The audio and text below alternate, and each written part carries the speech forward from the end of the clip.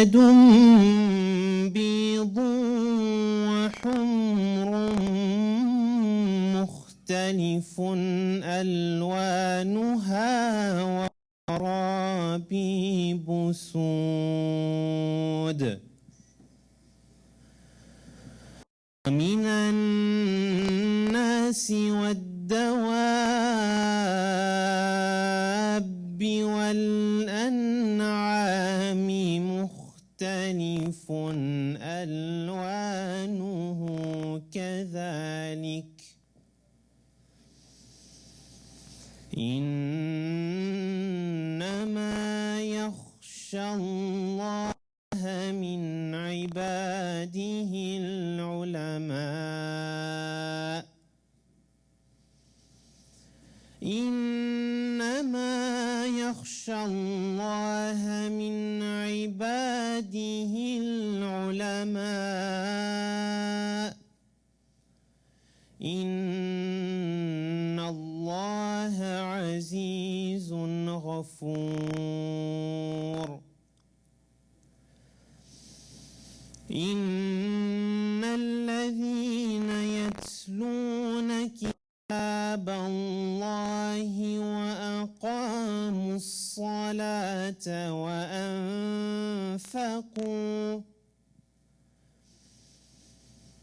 وأنفقوا مما رزقناهم سرا وعلانية يرجون تجارة لن تبور ليوفيهم أجورهم ويزيدهم من فضله إنه غفور شكور والذي أوحينا إليك من الكتاب هو الحق مصدقا لما بين يديه إن الله بعباده لخبير بصير صدق الله العظيم.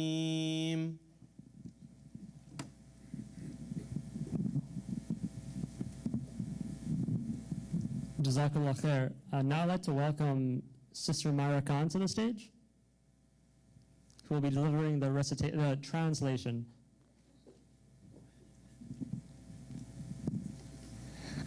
Assalamu alaikum wa rahmatullahi wa barakatuh. رب اشرح لي صدري ويسر لي أمري واحلل عقدة من لساني يفقه قولي.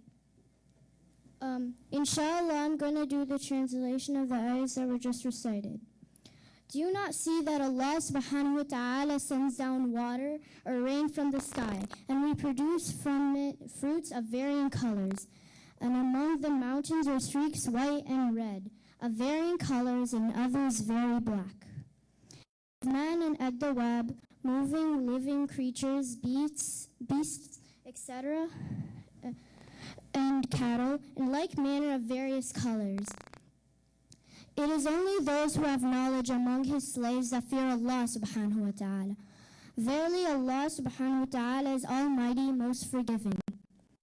Verily those who recite the book of Allah subhanahu wa ta'ala, the Quran, and perform salah, and spend in charity out of what we have provided for them, secretly and openly, hope for a sure gain that will never perish, that He may pay them their wages in full, and give them even more out of His grace. Verily, He is most forgiving, most ready to appreciate good deeds and recompense. And what we have inspired in you, O Muhammad sallallahu alayhi wasallam, of the book, the Quran, it is the very truth that you, Muhammad sallallahu alayhi wasallam, and your followers must act on its instructions, confirming that which was revealed before it.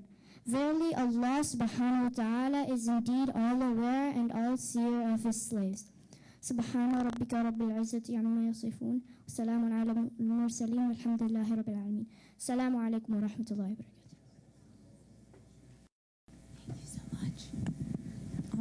Thank you so much to Brother Isa and Sister Myra. They are actually both students of An-Nur, which is a full-time Hifz school operated by the IAR. And not only do they learn the Quran full-time, but they are teaching the future Muslim scholars of the United States. They do a lot of good work and are also part of the IAR. Alhamdulillah. Before we welcome our next guest to the stage, I'd like to take a moment to recognize our new Shura. Alhamdulillah, this year we elected 7 new members to the IAR Shura. We're following a new TikTok cycle. So everyone serves for 4 years, but we'll have elections every 2 years. So let's, when I call your name, please stand up so we can just recognize and see who you are. Let's start with Faris Barakat. Jazakallah khair. Faris, as everyone knows, is affiliated with the Lighthouse Project, and he's bringing his wisdom to IAR. Next up, we have Brother Ibrahim Khalifa. Brother Ibrahim is the chairman of the Lighthouse and previously served with the youth committee. In fact, the reason I'm involved with IAR today is because of a wonderful youth day with Ibrahim and Zainab in 2016. Next up, we have Brother Mateen Akhtar. Alhamdulillah. Brother Mateen, Dr. Mateen ensures I don't have a heart attack. Next up, we have Sister Mimra Hussein, who will be here in a second. Alhamdulillah. Next up, we have Brother Ahmed Kukwa. Brother Ahmed, in addition to wearing the hat of a Shura member, is also our new fundraising chair, so Jazakallah khair for that. Next up, we have Brother Imran Akhil. Brother Imran is on his way as well. He's here somewhere. He's already doing work, really nose to the grindstone, alhamdulillah. Finally, we have Sister Shamim Rajak. She's out of town. Sister Shamim and I actually are both from the same homeland. Does anyone know where that is? Wow, y'all know me too well. I'm from China. I was made in China. And that concludes our new Shura members. But let's also recognize our current Shura members. We have Brother Osama Saeed. He's making sure we have the right vision for the future of IAR. Next up, we have Brother Hassan Imam, chairman of the IAR. Forever chair. It's a permanent position. And next up, looking around the room to see who else we have. We have Brother Rashid Salahat, ensuring we have a safe and secure masjid. Jazakallah khair. And then we have, I think that's everyone. Brother Noman Siddiqui. I think I saw, there we go. Another man ensuring we have the right vision for the future. And finally, and taking us to our next segment of the evening, we have our newly elected, and Zainab's the chairman. Taking us to our next point, we have our individual, our next Shura member, also wears the hat of interim CEO of IAR. Alhamdulillah, I'd like to welcome Dr. Al Gamal to the stage to deliver a few words from CEO as well as Shura member.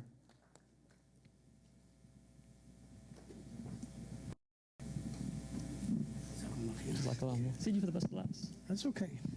Assalamu alaikum. Bismillah ar-Rahman ar-Rahim. والصلاة والسلام على أشرف المرسلين سيدنا محمد النبي الكريم. First of all, I would like to thank you all for coming. I just like to ask a question. Just imagine if we don't have IAR, what we are going to do. Okay, now I just take me back about 26 years ago. I was in, my family and I were living in East North Carolina, which is rural. And we were driving 2.5 hours to come here to this masjid when the maximum number of people during Eid was 200 in front of the red building. So now what is going on? I think we are facing lots of challenges. But before I go to the challenges, I would like to also thank, and I really personally feel grateful to the people who founded IAR. a group of very sincere people, some of them here in this room, founded IAR in the early 1980s.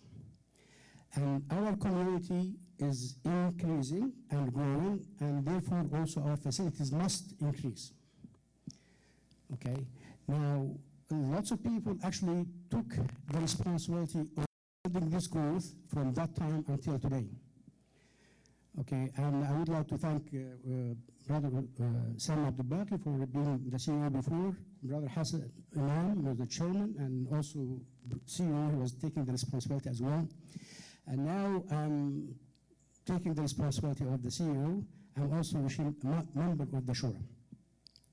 Now, in order to, we all talk about the future of our kids. We speak about our kids and what future is going to be there for them. Okay, speaking and talking is nice, but I think this should be also accompanied with actions. And I think the people before us took the actions, and that's why we are here. Our facility is increased, and alhamdulillah, we have 3-story buildings, we have a nice campus and everything else. But we are facing challenges. Our youth and kids are being bullied in the school, and in and out of the school as well. And we have to make sure, and we take this responsibility to our heart, that they should feel proud to be Muslims. Okay, by allowing them to be proud, we have to do something. We have to provide education, like we have 3 schools now, Al-Iman, Al-Furqan, and Al-Nur. We have to build on that success, and we will bring more success.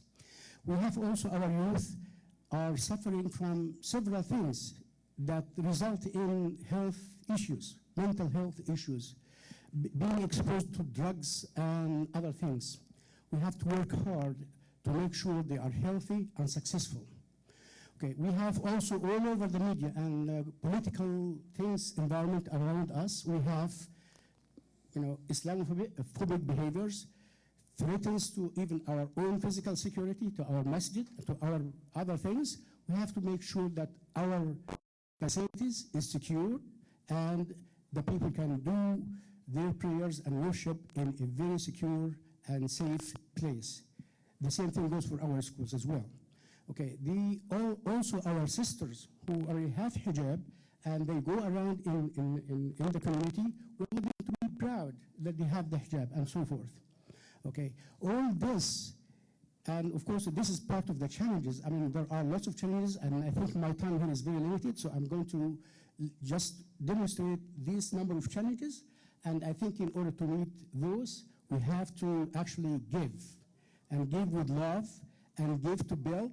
This is, as the people before us build this place for us, we want to make sure that we build and continue to build the place and build the people to make them really to be proud, not to be proud Muslims by giving, and giving tonight, and I hope you will give generously, and I would like to thank you again for coming, and jazakumullah khairan. Assalamu alaikum wa rahmatullahi wa barakatuh. Jazakallah khair. Jazakallah khair for the speech and for everything you do for IAR.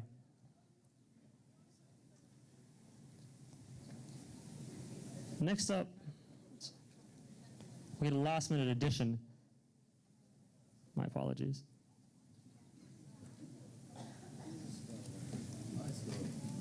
Jazakallah. Inshallah, with your donations, IAR can afford one. Next up, we have Brother Osama Saeed, Vice Chair of the Shura and former Fundraising Chair. Assalamu alaikum wa rahmatullahi wa barakatuh. I am delighted to welcome you all here to our annual IAR fundraiser, and it's really nice to see so many familiar faces and have you all come back again. It really is an honor and a privilege for me to be up here and addressing you guys and to be able to share this evening with you. I remember 7 or 8 years ago when Imam Ahmed first approached me, and he's typing on his phone right now, but we'll get his attention. He first approached me and he said, Sam, I'd like you to consider being the fundraising chair. And I told him, I said, Imam Ahmed, I'm happy to help any way I can, but there's only one thing you should know. I am not good at asking people for money. So that doesn't sound like a good title for a fundraising chair. And he smiled at me with that beautiful smile, and he said, Osama, that's my job. And he's absolutely right. Now it's like a Pavlovian response. You know, if you go to the principal's office, you sit up straight. When I see him on my hand just goes from around. How much do you need? So, mashallah, he does a great job for us, and we're really lucky and blessed to have him.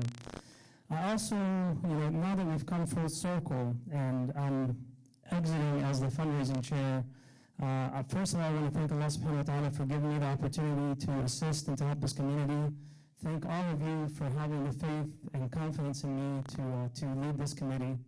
And thank the countless volunteers who put in a lot of hours, time away from their families, time away from their children, to put all of this together. Honestly, my mama and I have the very easy job of being up, standing up here, and speaking to you. But there's a ton of work that goes on in the background, and things like processing checks, sending out emails, making sure you all get statements at the end of the year. And I don't think that enough recognition goes to that team. So I want to thank them profoundly for everything they do. And thank you very much again for trusting me to lead this committee, and happy to help in any way I can. Without further ado, our new fundraising chair, Brother Ahmed Kuka, which you guys are very familiar with. He comes with a wealth of knowledge. He currently works as a financial advisor, has an MBA, and he is very good at asking you all for money. So welcome in your chair. Assalamu alaikum, everyone. Thank you, Brother Osama, for the great introduction, and I want to thank you for all the work that you did. Jazakallah khair. And since we're thanking people, so if I can have everybody who has been part of planning, organizing, and having this event stand up. Sister Sumaya, Sister Kauthar, our Yasir team sitting in the back. Can you guys all stand up? Can I have you? Anybody who participated in our planning and making this happen and a possibility. I want to thank you on behalf of IAR and the community, and of course, thanks to you, Brother Osama. Jazakumullah khair. All right. So that's the reputation that I get, that I'm good about asking people for money. That's not accurate. I'm not as good as Brother Muammar, alhamdulillah. So just share with you a little bit of story. So last month, Brother Hassan reached out to me, and he was like, Brother Ahmed, how would you like to be fundraising chair? I'm like, sure, what does that mean? What do I need to do? It's like, okay, let's have a meeting with Brother Osama. And we had a meeting. It's like, oh, by the way, we have a fundraising event next month, so let's have a discussion about that. So we're here. Jazakumullah khair. All right, so I want to share with you a couple of things today. Thank you all for coming and joining us for our fundraising dinner.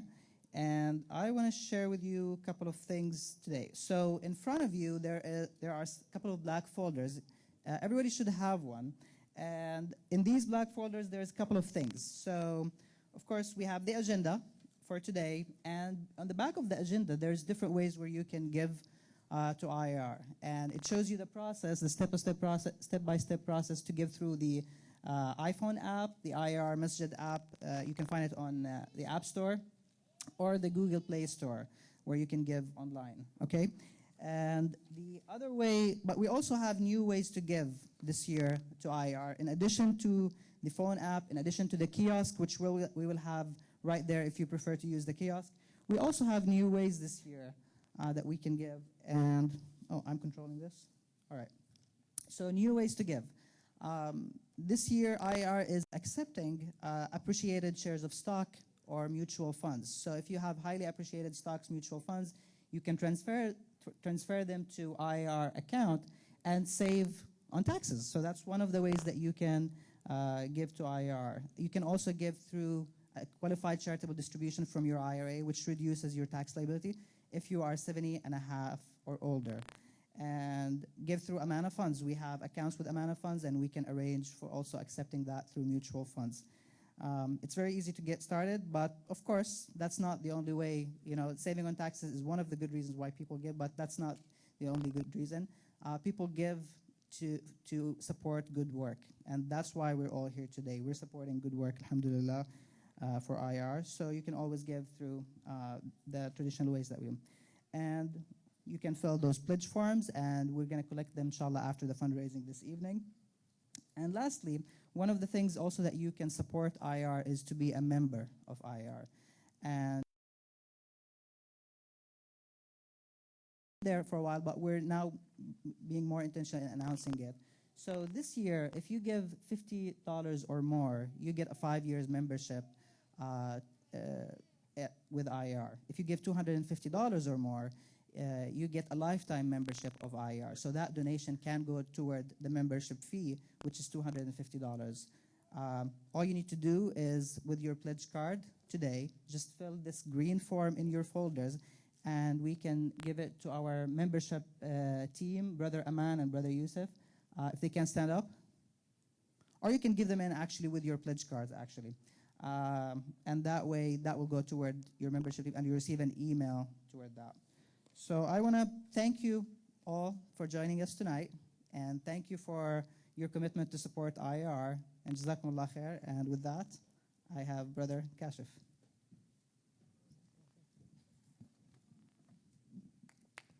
Jazakallah khair to Brother Ahmed Kukwa. Excited to see what we have planned in store for the next year. So I just like to, I saw Sister Mimra walk in. Jazakallah khair for being one of our new Shura members this year.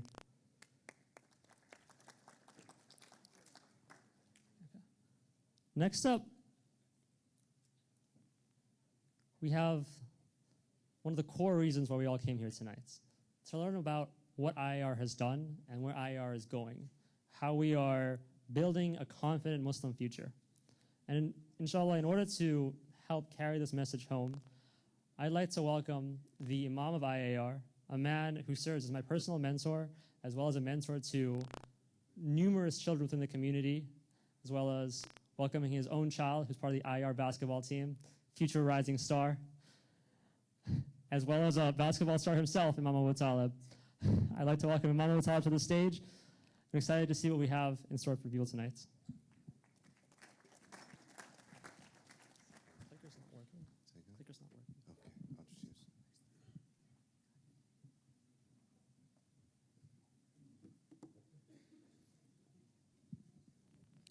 It's on.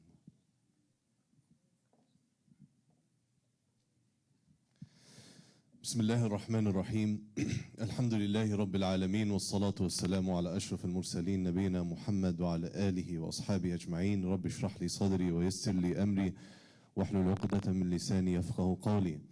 To beginning in Allah subhanahu wa ta'ala's blessed name, we praise Him for the blessing of this gathering, blessing of this community, for the blessing of the generosity and the giving not just of those in this room, but indeed all of those who made this work and this room possible now and before us. And it is my pleasure and honor to welcome and reiterate our welcome for each of you. Importantly, sharing not the work of one group or one committee, but really on behalf, alhamdulillah, of the IAR leadership, of our shura, of our board of directors, of our incredible volunteers, our amazing staff, and alhamdulillah, most importantly, each and every one of you, because each of you has a continuing role in this incredible work and this important responsibility that we share tonight. And as we talk about what it means to really build a confident Muslim future, to empower and enable ourselves, our families, and especially our children to be proud to be Muslim, that discussion starts in a bit of an uncomfortable place.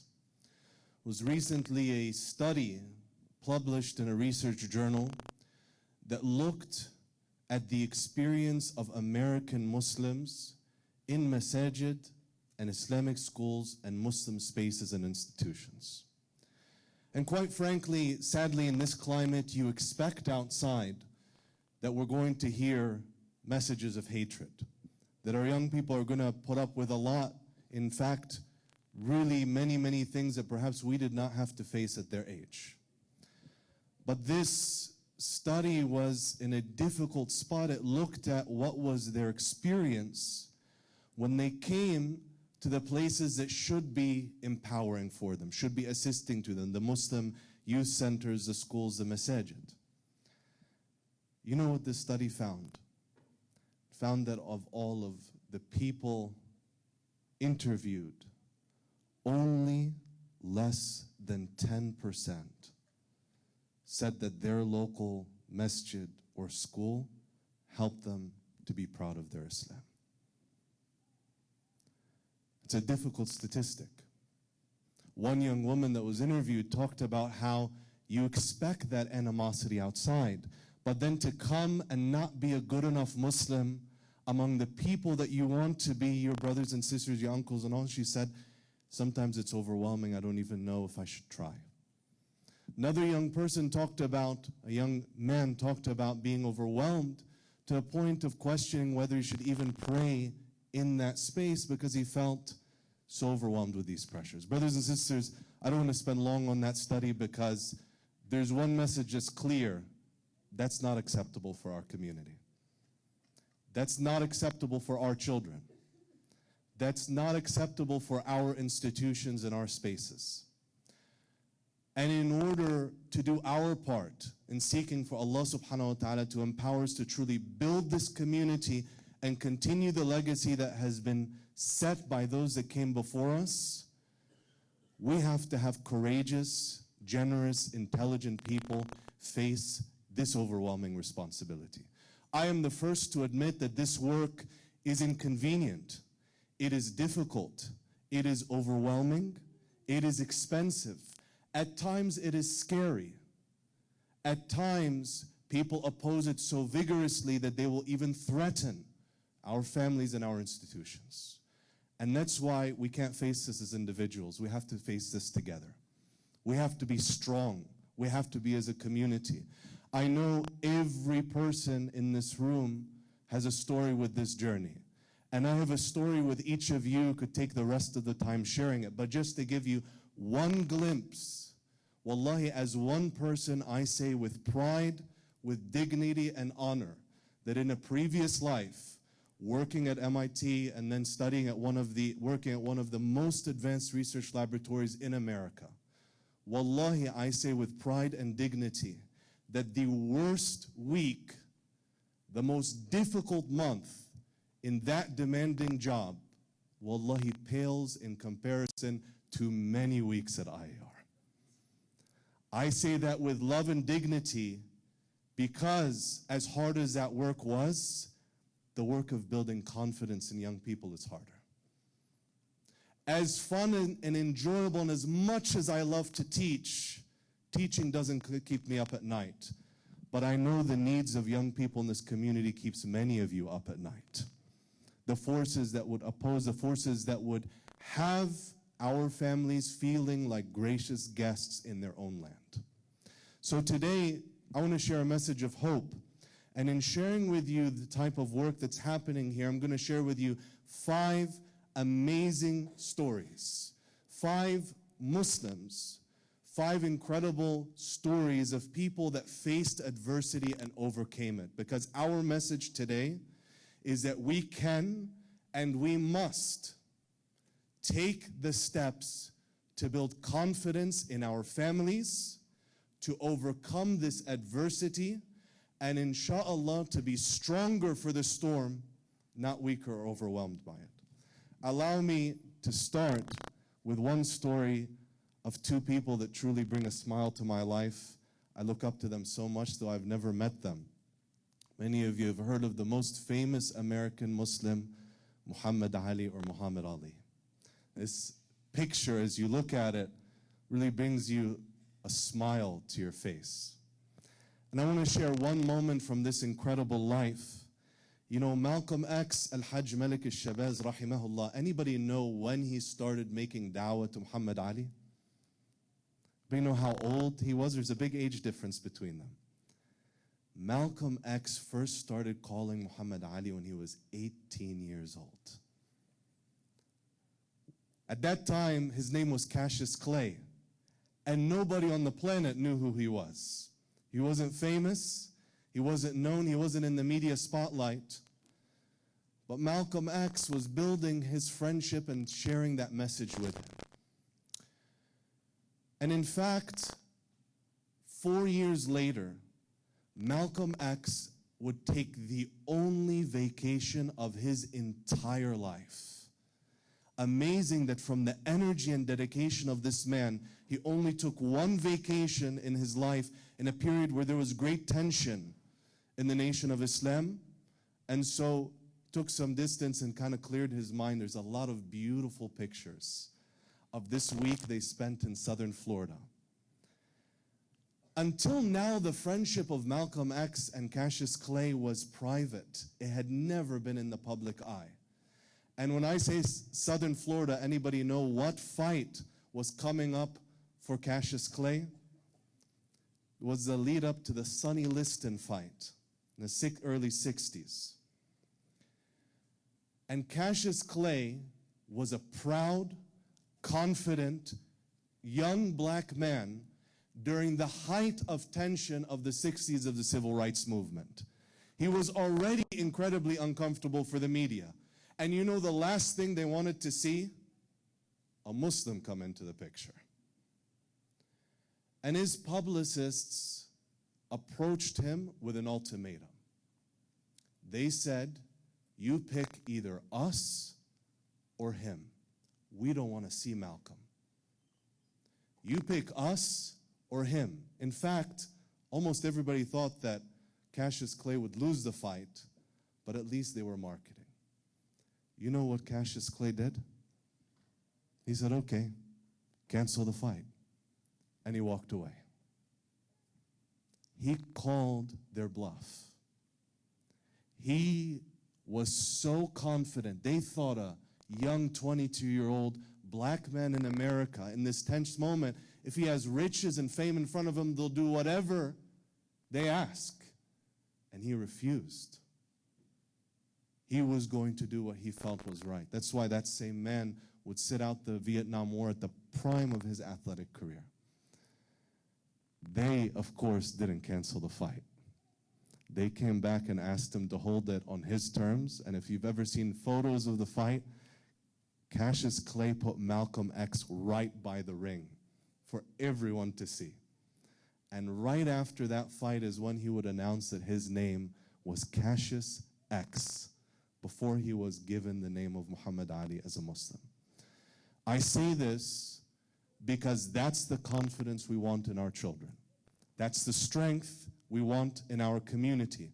That's the courage we must build in one another. And that's why our approach when we talk about our families, when we talk about our young people, is not just an approach of lecturing or teaching. Yes, our young people need sharp minds, but they also need to see how Islam is lived. They also need relationships with their peers, and relationships with those that are older than them that can help them, support them, mentor them, and empower them. So our youth work and the incredible work of the youth committee members, many of whom are in the room tonight, is not based just on education. It's not based just on the imams. It's not just based just on classes. It's captured in a beautiful short phrase: pray, play, and make friends. So we want spiritual empowerment for our young people. We want them to love the masjid. That's why, I was often in our dawah programs, I was going to say we serve people from ages 4 to 104. Our oldest musalli, mashallah, rahimahullah, was 104 years old. He prayed, alhamdulillah, in our musalla. But our youngest is not 4 years old. They're younger than that. Our youngest congregants come in the Ummi and Me program, alhamdulillah, and begin building that relationship with the masjid when they're still infants, so that those feet and those hearts can grow used to loving this place.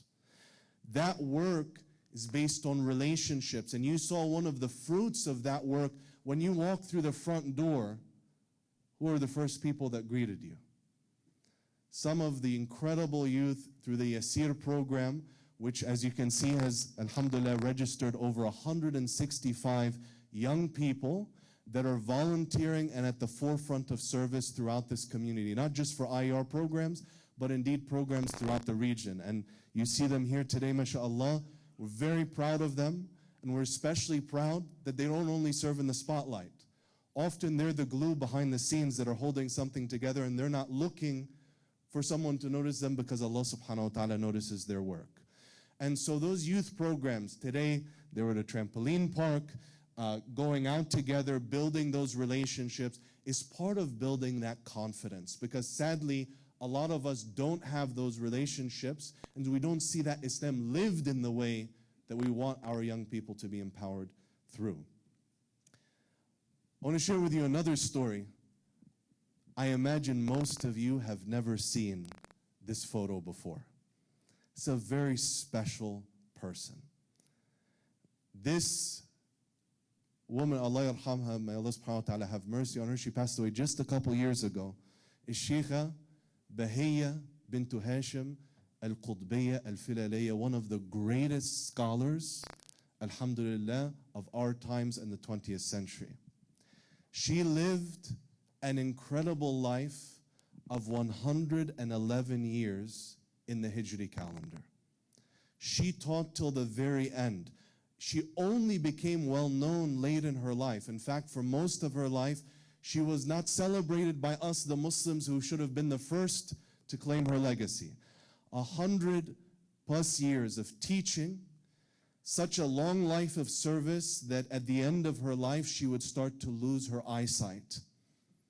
And when she could have retired or said that's enough, what you see there on the right side with her own her own handwriting is her copy of the Mus'haf in Braille. You see at the top that says the Blessed Mus'haf in the Braille script, and on the bottom there in her handwriting it says Al-Hajja Bahiyya Al-Qutbiyya, her name. That was what she taught from at the end of her life. I mention this because before she was a scholar, she was a student. And she had many eminent teachers. One of them, the great scholar Ibn Ashur, rahimahullah, who was one of the major influences of reviving the science of maqasid al-Sharia, the objectives of Sharia. He was 100 years ahead of the rest of the ummah. He wrote about it early on. He has a lasting tafsir of Al-Quran al-Kareem that is a truly magnificent work. And this is one of the fruits of her efforts.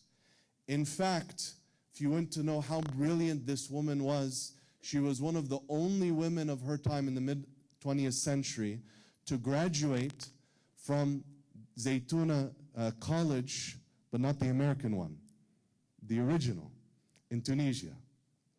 And until now, all of the celebrated American scholars and imams, may Allah bless them all, almost no American scholar has ever qualified to be a student at Zaytuna, because it's so hard to close the gap. Most of those students have to be prepared for 20 years of pre-study. It's hard even for a smart person to enter. And she entered and was one of their greatest students of the 20th century.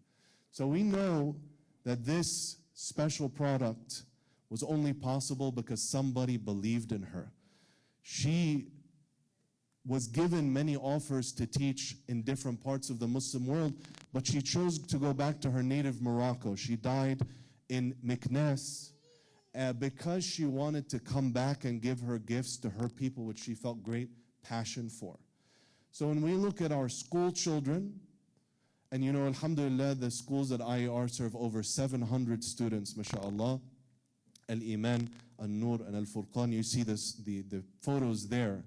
We understand that this responsibility is great, that we are grooming the leaders, the teachers, the scholars of tomorrow, inshallah. And in order to do that, we don't treat them like children. We treat them like the young men and women and the maturity and the confidence and the strength that we expect of them, so that they can aim high for those standards. Just a week ago, I hope some of you may have seen Friday night the Islamic Heritage Festival, where students from kindergarten all the way through 8th grade presented their research on incredible figures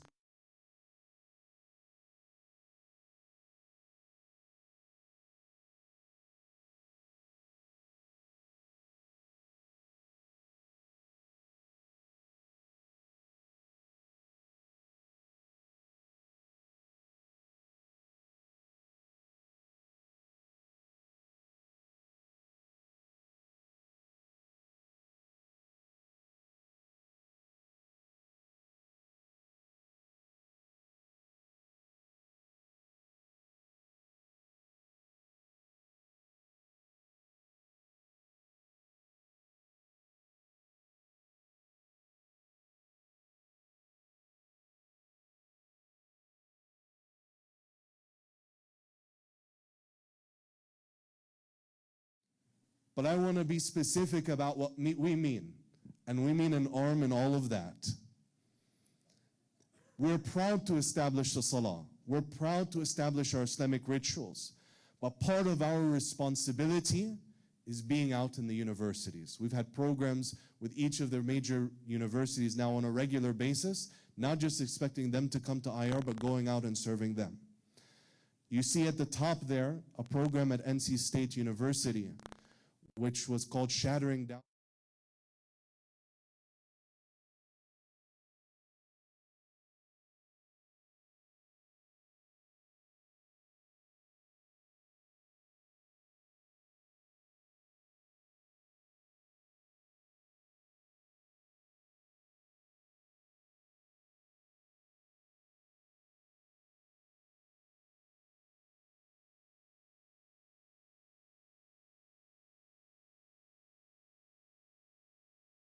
Parents, teachers, alhamdulillah, that are taking that knowledge and going and benefiting others. And on the bottom there, you see a Qiyam program. Sheikh Badawi, alhamdulillah, has a wonderful training program also for some of our youth that are leading, alhamdulillah, and building that relationship with Al-Quran Al-Kareem among many, alhamdulillah, teachers that are in the audience today. Another form of work comes in stories like these. I know many of you recognize these photographs. You see Sister Delia Mujahid, who founded the Institute for Social Policy and Understanding, also served in the Obama administration. You see Mahmoud Abdul Rauf, who was an NBA star but had to give up incredible sacrifices. He was Colin Kaepernick before there was Colin Kaepernick. And for what he believed and faced, there's no doubt that he faced professional consequences. You know, he had a lot of talent. He's still playing now. And he's still really good. His career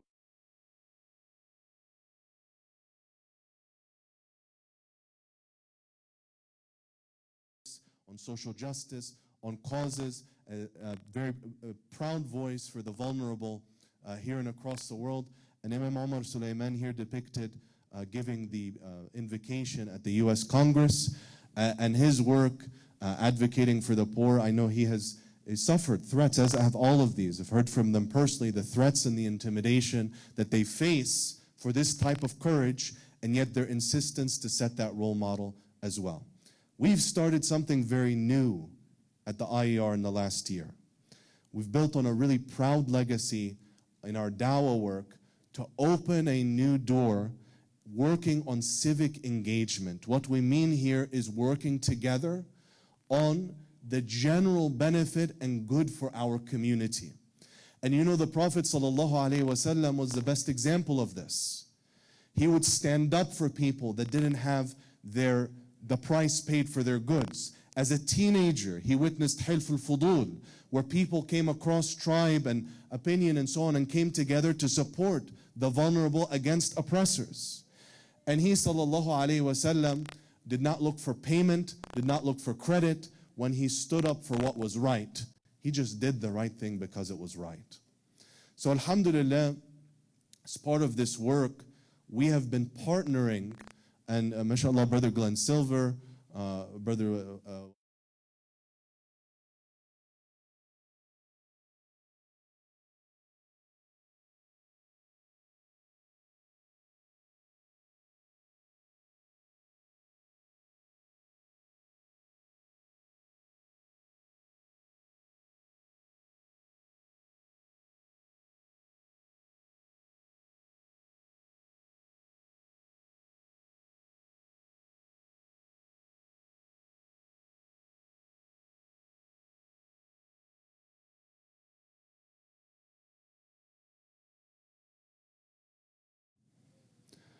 person got up and he started with a joke.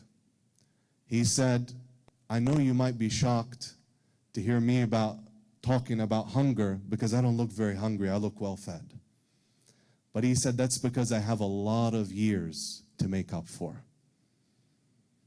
The years growing up, he said, most of you don't know what it means to open the refrigerator and find nothing but the lights on. Started talking about how his mother and his father worked full time and worked odd jobs and still couldn't keep food on the table for their children. Another person, a Latino man, stood up and he said, many of you don't know what it feels like to be treated like you don't exist. Talked about showing up at a health clinic, 9:45 a.m., suffering from illness, was there from early on to get treatment. He said, do you know what it feels like for it to be 5:30 and people come in and out that have come after you, one after another, and they come and get treated and so on, and at 5:30 after being parked in the waiting room the whole day when you were there before all of them, not to receive treatment.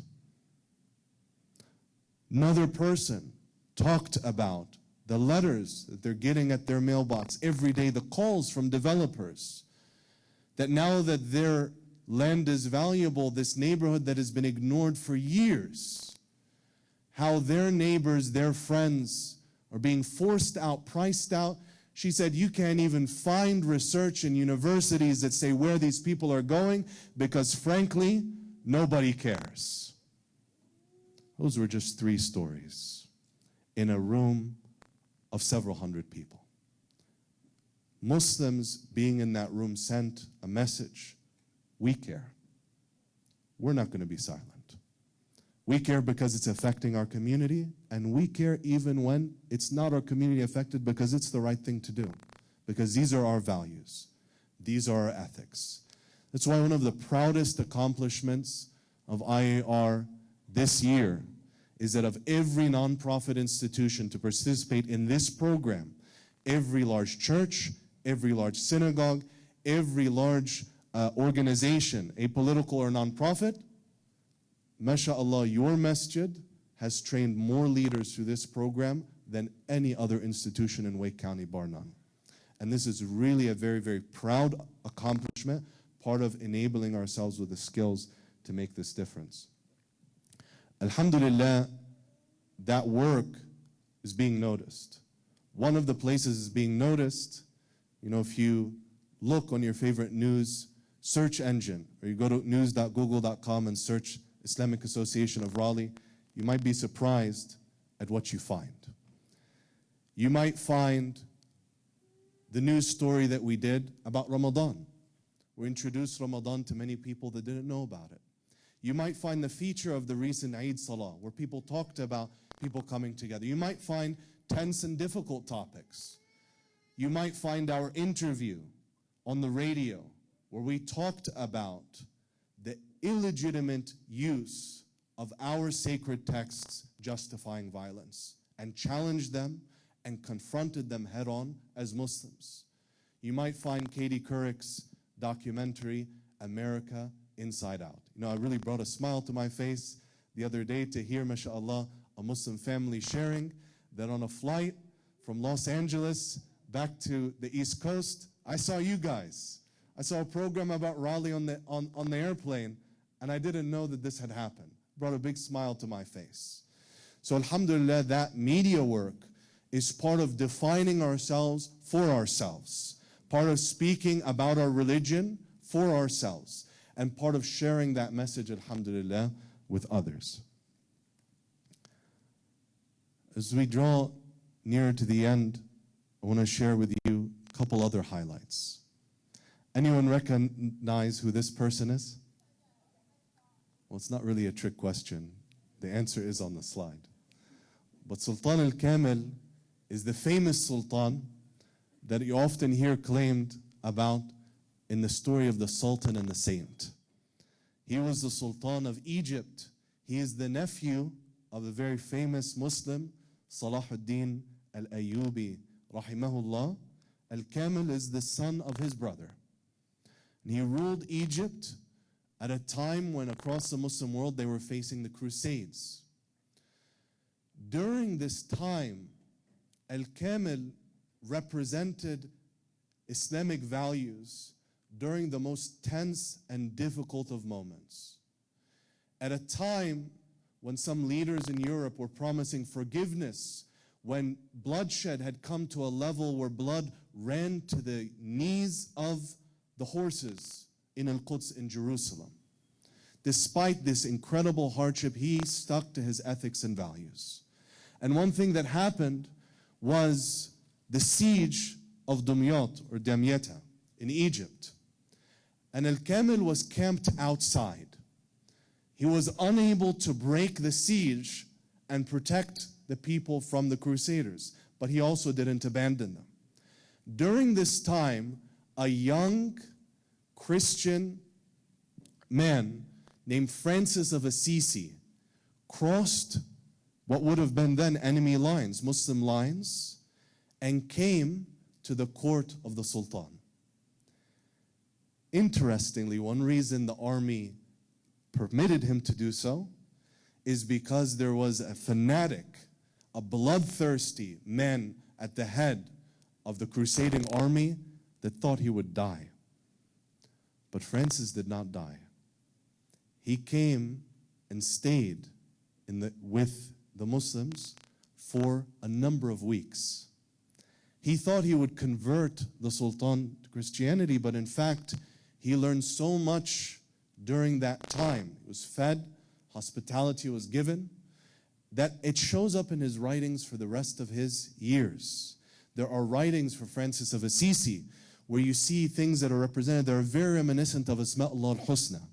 And for the rest of his life, he talked about the importance of prayer and even suggested a call to prayer, similar to the adhan, from those weeks that he spent. When he went back, the army could not believe that this man was alive. But the fight continued nonetheless. Sadly, when they would enter Dumyat after more than a year, there was no military resistance. Everyone was dead in the city from famine and hardship. He tried, Al-Kamil, to dissuade them from war many times, but they continued marching into Cairo and towards Cairo, and Al-Kamil, forced with no choice but to militarily defend, did something to defend the city. He opened the dam of the Nile and let the Nile flood the plain. So it was the water that stopped the advance of the crusading army. And in this moment, they all thought that they were to die, that they were defeated by this man. And in unimaginable circumstances, the Sultan made a decision.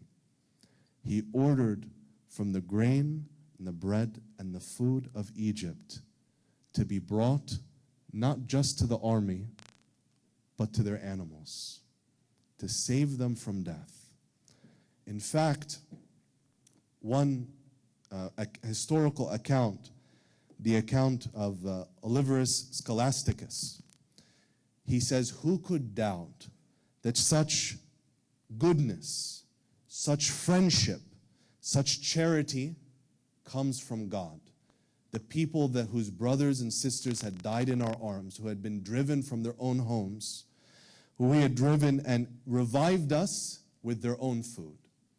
The goodness of the Sultan in war was one of the things that diffused the Crusades, because these people went back to Europe and said, these aren't savages, and this war isn't worth fighting.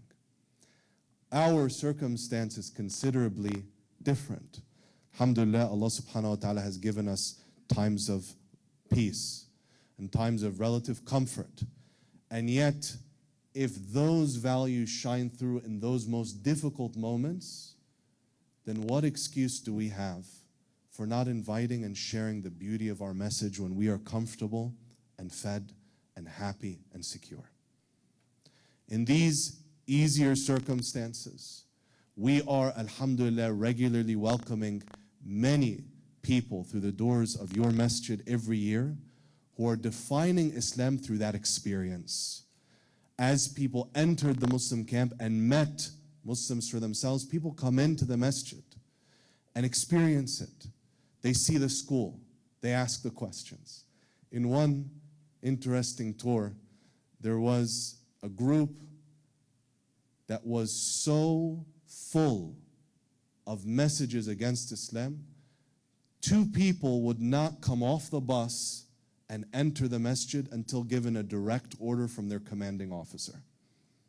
The man, these two in particular, entered the building, had this scowl on his face, and the fist was clenched so tightly that the vein of blood was bursting out of the arm. It's such tension.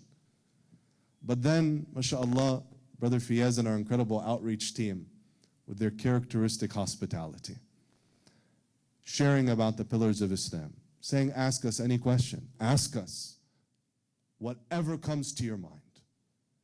Open up.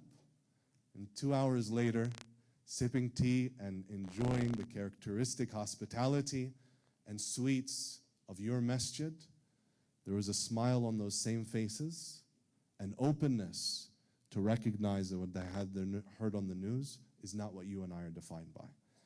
That story is something that I'm blessed to witness day in and day out. Young and old, schools, so many people one after another. And that's part of us building our community. The beautiful work of Al-Ma'idah Kitchen, not only, alhamdulillah, catering our events, bringing us joy, but also remembering those that are less fortunate. Alhamdulillah, record numbers were served last Ramadan. Continuing, alhamdulillah, with the food pantry program, remembering the less fortunate.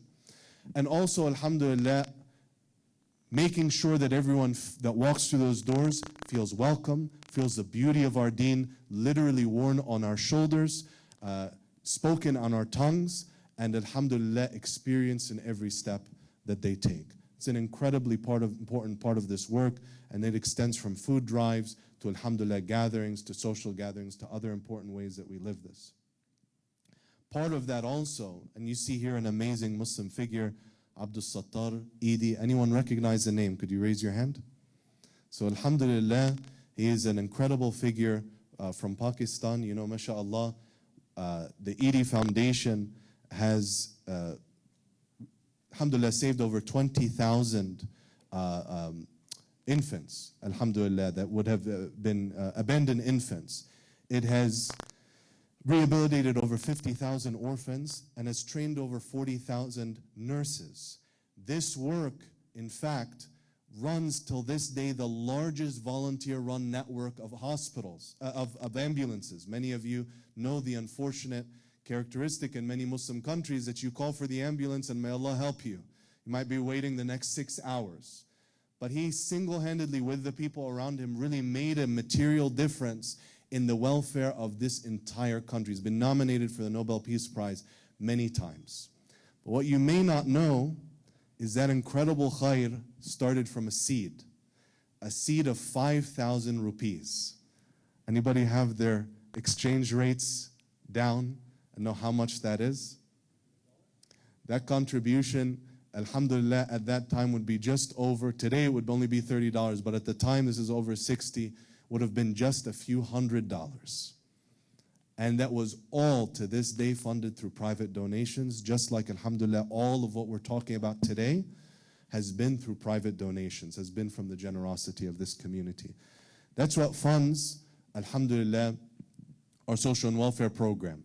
The IAR health team, which was recently featured on the Religion News Service, and work which really increased our capacity to care for the needy of our community, for the vulnerable, to support one another in wellness services, alhamdulillah, and work that ultimately brought a visit from a representative of the U.S. Department of Health and Human Services, talking about how they could replicate and learn from this model in building faith-based partnerships, alhamdulillah, in other places.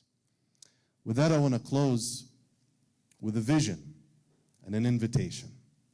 The photograph you see in front of you is a dua. It's a dua made by Maulana Idris II when he imagined the city of Fes. And he declared in this dua that you see before you his intention to not do this looking for fame or fortune or personal prestige, but a truly sincere vision for the future that he imagined for others.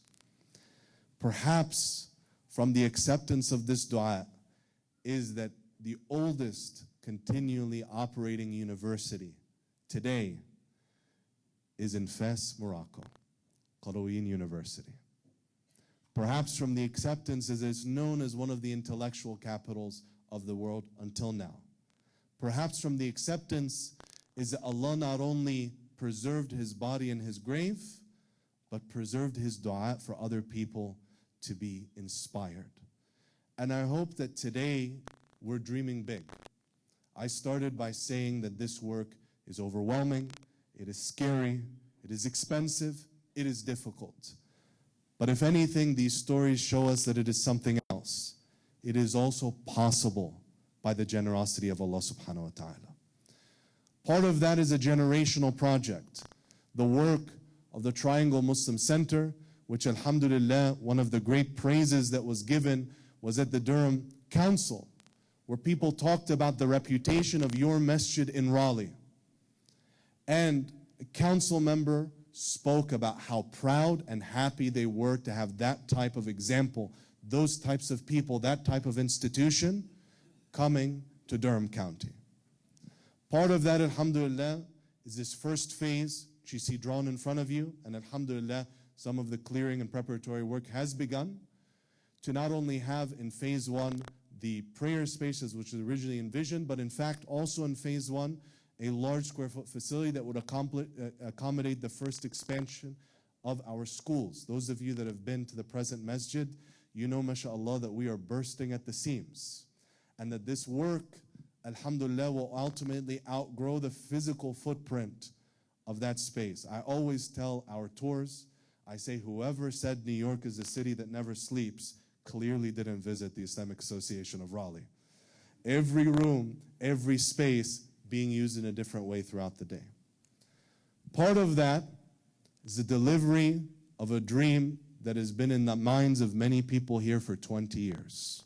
And by no means do we take credit for it. By no means is this the accomplishment of 1 year. This is the accomplishment of many people that invested 2 decades ago. But this year, alhamdulillah, for the first time in our area, the vast majority of masajid in the area unified over a single day, alhamdulillah, and a single criterion for the entrance of Ramadan and for the entrance of Eid al-Fitr, which is really a beautiful gift to us, that if your uncle, if your aunt, if your friend is in Apex or is in Durham or is in Garner, that you can expect that inshallah more and more likely that these masajid are cooperating and we inshallah can enjoy Eid on the same day. Making this very special for us was the work of several incredible volunteers from the broader Muslim community, not just IAR, alhamdulillah, some of whom are here tonight, others are not, who were part of, alhamdulillah, securing this Wake County School District being the first in the South to recognize Eid as a school holiday. And let me tell you, every parent and grandparent should bring a big smile to their face to imagine that our children can see Eid as a day that's so important, so festive, that they notice that the schools, alhamdulillah, have off for it. That they see this huge gathering of Muslims that you see before you here, over 10,500 people. And you see also the gathering, alhamdulillah, of imams and community leaders, and the signatures on the declaration, alhamdulillah, one of several accomplishments. We're working closer and closer together. A colleague from another city that shall not be named, he said, we got together and we didn't make it 2 sentences. And we were fighting. How did Allah subhanahu wa ta'ala bless you? And I told him, you haven't met the people in the triangle. It's really a special blessing that we come together in this way. And so with that, you are already helping build that confident future. I want to emphasize to you today that we're talking about a dream, but it's not a dream that we had last night.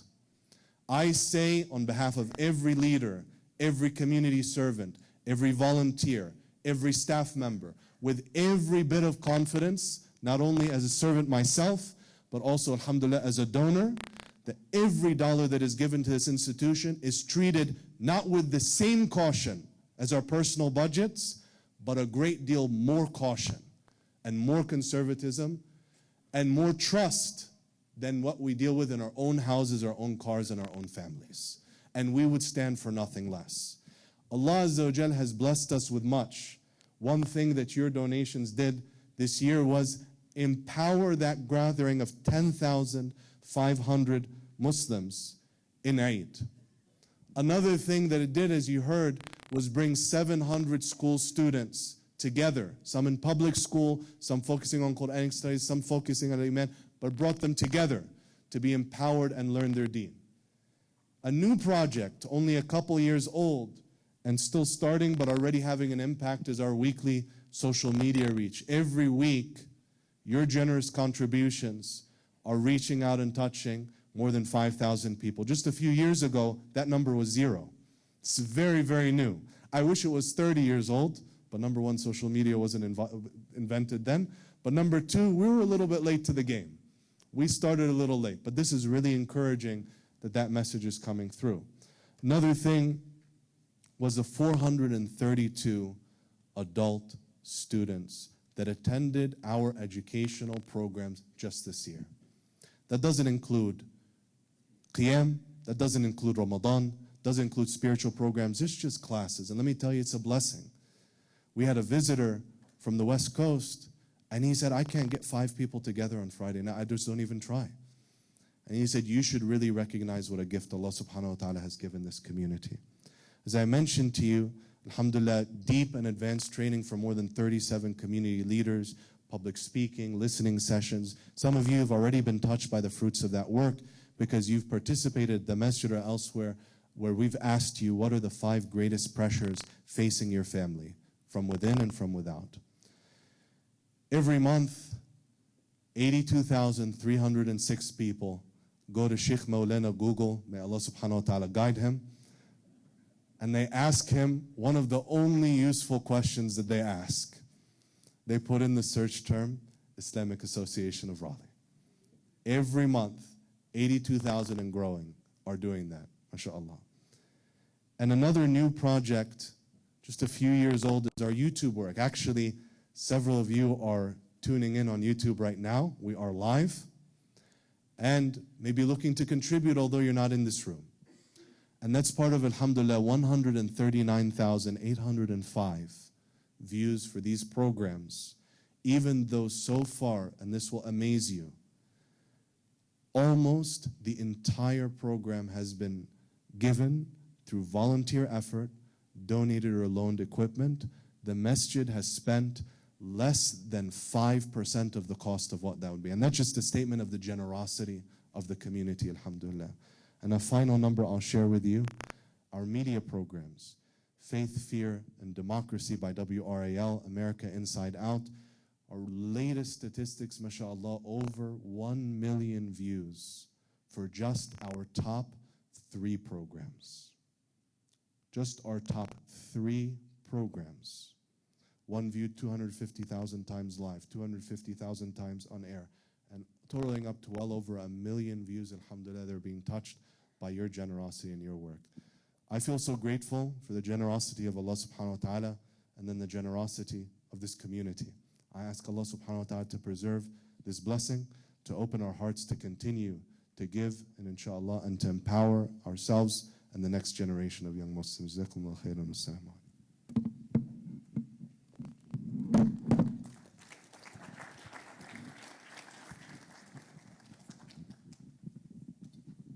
Jazakallah khair, Imam Abu Talib.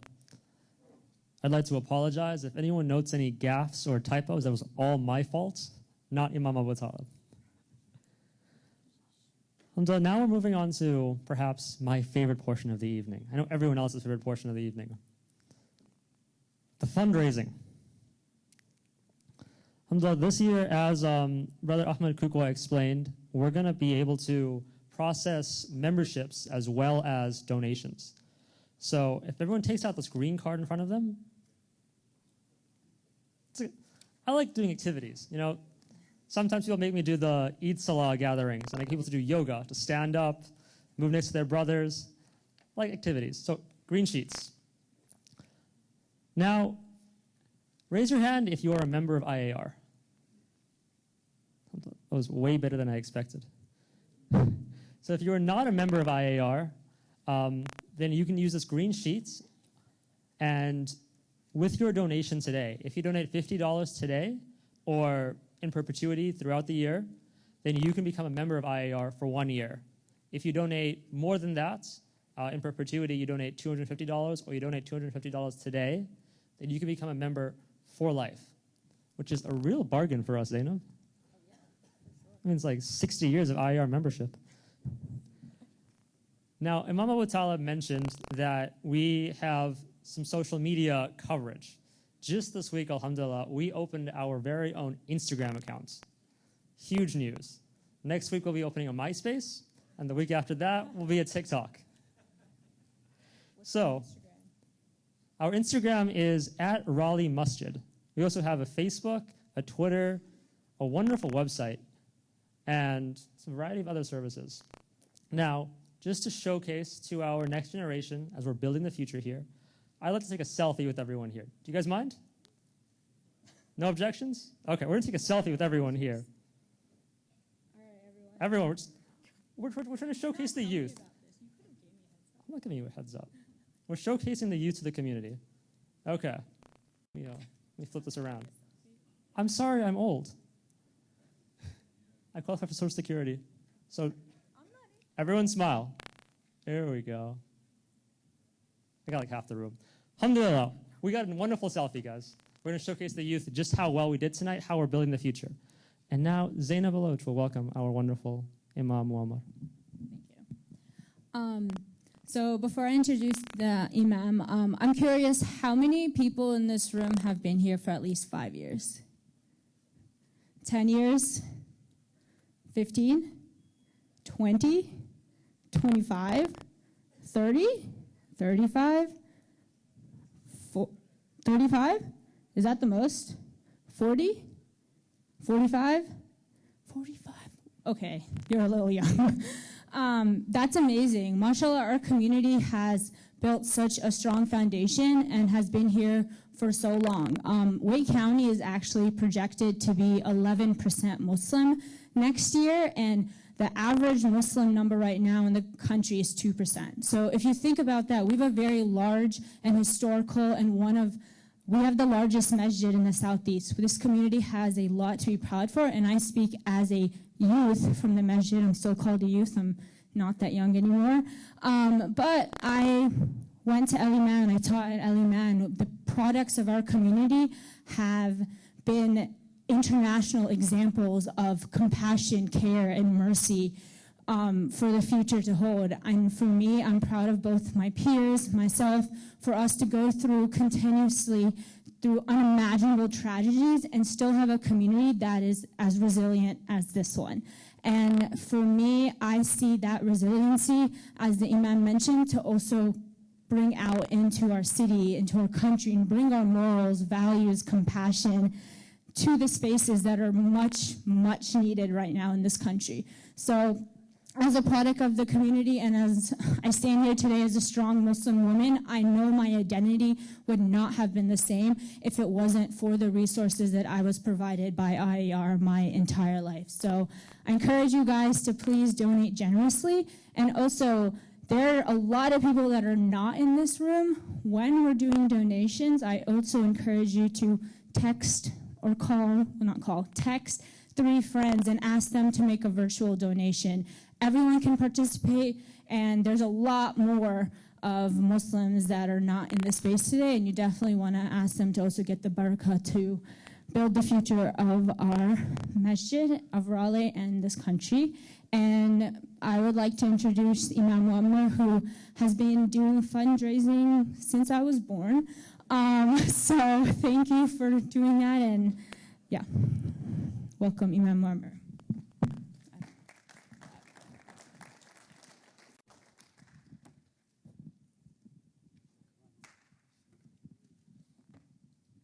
السلام عليكم ورحمة الله وبركاته. الحمد لله رب العالمين والصلاة والسلام على أشرف المرسلين نبي الهدى محمد وعلى آله وصحبه وسلم تسليما كثيرا. Here I stand again, and inshallah ta'ala, Allah subhanahu wa ta'ala would give me the ability to reach out to your hearts and minds in order to bring, inshallah ta'ala, another milestone tonight, in order to come to bring this barakah every year that we meet together, and that's one of the blessings of Allah subhanahu wa ta'ala, that is allowing us actually to live enough to see the khair and some of the promises that have been placed come true. If you have noticed something different than many fundraising that you might attend, whether here locally or throughout the nation, one unique thing, and I don't want to ask you to put you on the spot, because Imam Abu Talib then would be very offended that you're not really paying attention if you don't come up with the answer. So I just want to, inshallah, answer on your behalf of one unique thing about the presentation, and that is the new directions that we have decided to take. You didn't see a lot of pictures of construction, expansion, clearance of land, building up walls, bringing another masjid to the area.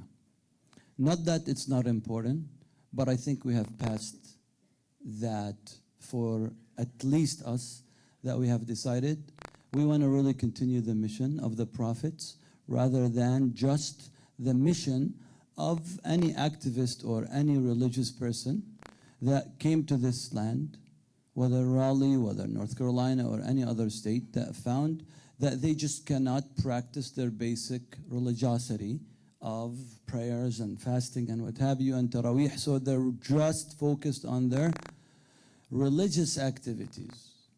So they build a masjid. As Zainab mentioned, ever since she was born, I've been doing fundraising. I'm still having the hardest time ever to actually convince people that what you saw in the presentation is truly what Islam is. I just want you to think back for 1 second.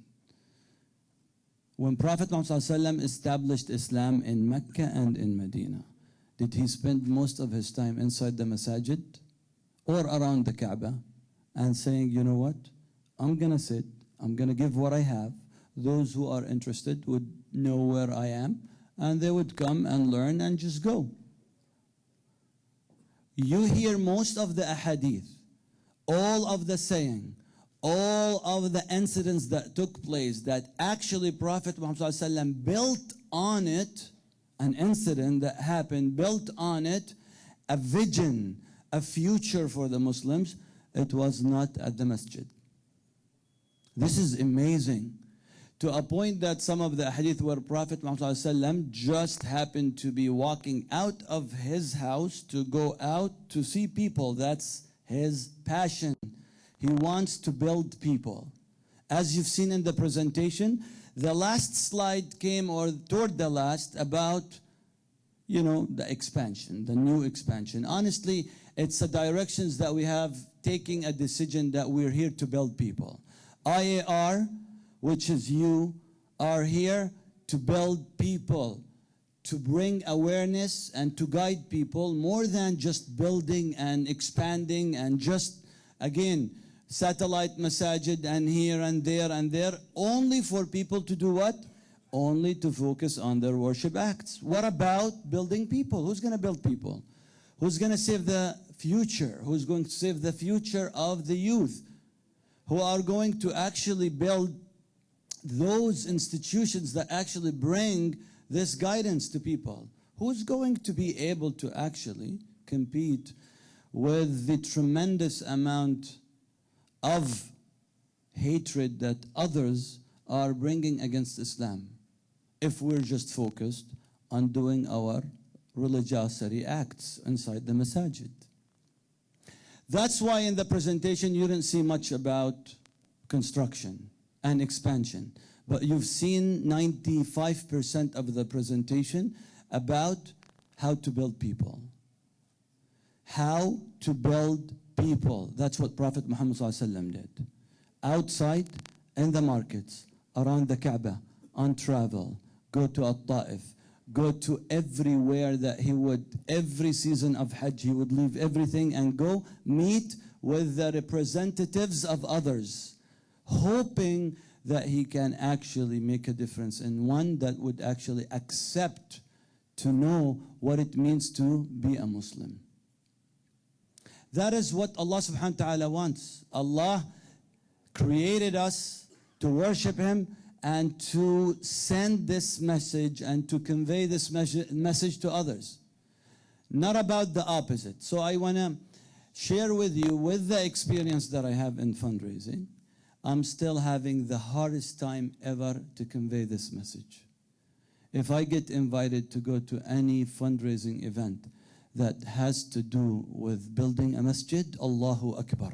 People give, Ya Salam, masjid. People, I'm going to get the reward of those who come and pray. I'm going to get the reward of those who are going to pray Taraweeh. Those are going to fast or break their fast in the masjid. I'm going to take the reward of those who are praying Fajr. Look at the focus. And the focus is not much about building people, whereas if I go to another event that has to do with building people, institutions, projects, guidance, the interest is way, way, way low.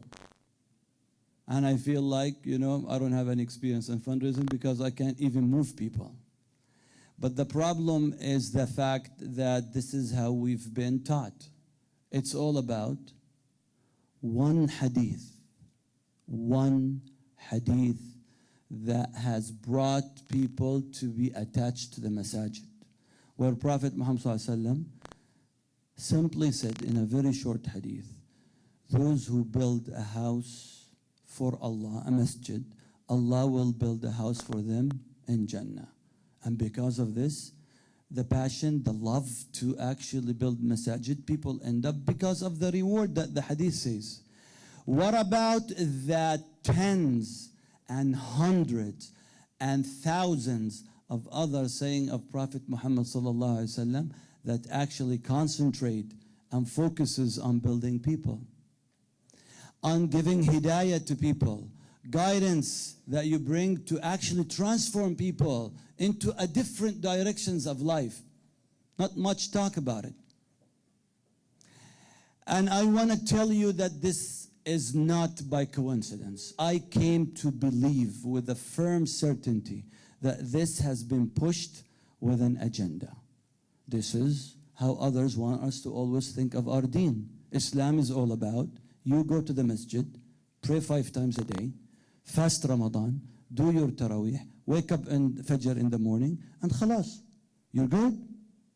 If that's the case, why didn't Prophet Muhammad ﷺ accept the offer of the people of Mecca? Khalas, it's a done deal. They're telling him, we are going to leave you alone. We will not touch anyone. We will not persecute anyone. We will not follow anyone. You can have anybody follow you. You can do whatever you want. But one condition, you do not interfere in our way of life. You do not tell people that the lifestyle that we have is wrong. You do not convey to people and tell them, وَيْلٌ لِلْمُطَفِّفِينَ, a punishment, not a good ending, would face those who play with the scale, who trick people. You can't do that. So focus on your deen. Go to the masjid, do whatever you want. We're leaving you all alone. He didn't accept it because that's not Islam. That's not the way of life that Allah subhanahu wa ta'ala wants. That's why we're here, my dear brothers and sisters, tonight. You have come to a place, your masjid, your life, your direction. This is what you're going to see. And inshallah, you're going to continue to see that all our focus and main of our focus on building people, and that's the new trend. It's a bold move, but I want you to be proud of it, that you are going to be with the first initiators. I guarantee you, you go to many, many other fundraising places, 95% of the slides about expansion, construction, building a school. But it's, of course, That doesn't mean it doesn't build people, of course, but that's not the focus of these projects. The focus of these projects are places, physical places that actually come to accommodate people, but it does not follow up to bring these stories. I want to end up my talk with something that I shared with you in one of the Jum'ah khutbahs. But I just want you to know how one person of you've seen that makes a difference in life. So Imam Abu Talib focused on some of the stories that are very recent. You relate to it. So going back to our traditions, I just want to focus with you with one story that actually brought most of the knowledge that you have tonight of Islamic knowledge, all the ahkam, ruling, way of life, guidance, balance in life, came through one man, or most of it, that is. And it was the story of none but one of your favorite Sahaba that we mention his name a lot because he was unique. And that is Sayyidina Abi Dharr al-Ghifari. It's so unique that this man was a poet. He knew Arabiya very, very well versed. Very well. And despite all this, the intimidation of people of Mecca actually intimidated him enough that he would actually be convinced that they tell him, do not listen to Muhammad. This guy will definitely brainwash you. He's going to mess your life up. He's going to make you separate from your family, from your loved one. Do not listen to him. And he has a mission in Mecca. To a point that he is narrating his own story, saying, I am a poet. I am a master in my own people. I am a leader. People look up to me, but I was intimidated enough to actually physically do something that I have never imagined I would ever go low to that level, where he actually got a physical cotton balls and put them and stuck them in his ears. Intimidated enough that he wanted to actually block physically any type of hearing that he would hear from Prophet Muhammad sallallahu alaihi wasallam. So he went to the Mecca, around the Kaaba area, knowing that Prophet Muhammad sallallahu alaihi wasallam is there, and some gathering around him, and with that physical cotton balls stuck in his ears, he doesn't want to see or hear anything, but Allah subhanahu wa ta'ala wanted something else. Despite all what he did, he have overheard something that Prophet Muhammad sallallahu alaihi wasallam was conveying to others. This is where it struck him, and he said, what am I doing? This is a shame. I am a master of my people. I am a poet. I'm not an individual, a regular, a layman. I know what Arabiya is. What kind of brain, like that he's going to brainwash me? What kind of washing is he going to do? I know Arabiya. So he got him out, and he actually physically walked up to Prophet Muhammad sallallahu alaihi wasallam, and he said, you know what? This is what the people have talked about you, and this is where I come to actually do, but I actually, and now got sense to my mind, I want to hear what you have to say. So Prophet ﷺ did nothing but actually conveyed some of the verses of the Quran. Being a poet, he immediately picked up on the concept, and he said, he didn't take much to say, you know what? That's why people told me not to listen to you. I want to hear more, and I want to hear more, to a point that he did not leave that gathering except after he accepted Islam. Now, coming from the school of Prophet Muhammad sallallahu alaihi wasallam, he did not learn from Prophet Muhammad sallallahu alaihi wasallam, now go wash, take a bath, and go concentrate on your prayers, and make sure you read the Fatiha, and make sure that you don't have all the bad habits that you have. You have to quit zina, and you should not stop. You should immediately stop drinking alcohol, and you should not do this. That's our focus.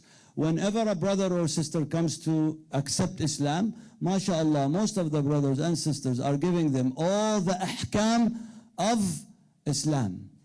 You can't have this, you can't have this, you need to stop this, you need to stop this, you need to stop this. That's why we don't see them the next day. I said, what is this? Brother Fayaz works so hard in bringing them, and then the other brothers and sisters, mashallah, you know, with the passion that they have. So he works hard to bring people in, and we work very, very, mashallah, passionately to push them out. Because we want them, mashallah, from next day, khalas, no khamr, no zina, nothing, no gambling, no riba, you know, kullu haram. You need to get rid of your house, you need to get rid of your, all this financing stuff, this is all haram. You have to quit your job. You can't be working in a place where you're selling such and such. You can't do this, and khalas, your Islamic transformation, you just said shahada. Akhi, wallah, I said shahada, but I have no idea what I said, you know, I'm just still learning. So that was not done to Sayyidina Abi Dharr al-Ghifari. Prophet ﷺ just gave him the concept and wanted him to allow himself to actually live Islam, but he picked on it, and because he wanted to live Islam, he said, I'm going to go to my people, and he actually did, and he didn't have a lot of great response like he did toward Prophet Muhammad ﷺ. He got very frustrated, but he tried and tried and tried. Only one man at that time that actually listened to him. Not even his own people, not even his dad, not even his mom, not even his wife. Only one man. One man. So he came back to Prophet Muhammad ﷺ, and he told him, my people didn't listen to me. Make dua against them. So now the school of Prophet Muhammad ﷺ. So he rose his hand. So Abu Dharr al-Ghifari actually said while he was narrating, Wallahi, even though I told Prophet Muhammad ﷺ to make dua against my people, I got extremely scared. I was shaking because the dua of Prophet ﷺ is not going to be rejected. What did I just do? I have sentenced my people to hellfire. But of course, he doesn't know who he's dealing with. Prophet ﷺ rose his hand and started making dua actually for his people. And he told them, go back to your people and be patient with them. This is Islam. You got to be patient. You can't have results the next day. And that's actually what he did. And the only man that has accepted in recent, like immediately when he got the message, was no one but your beloved Sahabi, Sayyidina Abu Hurairah.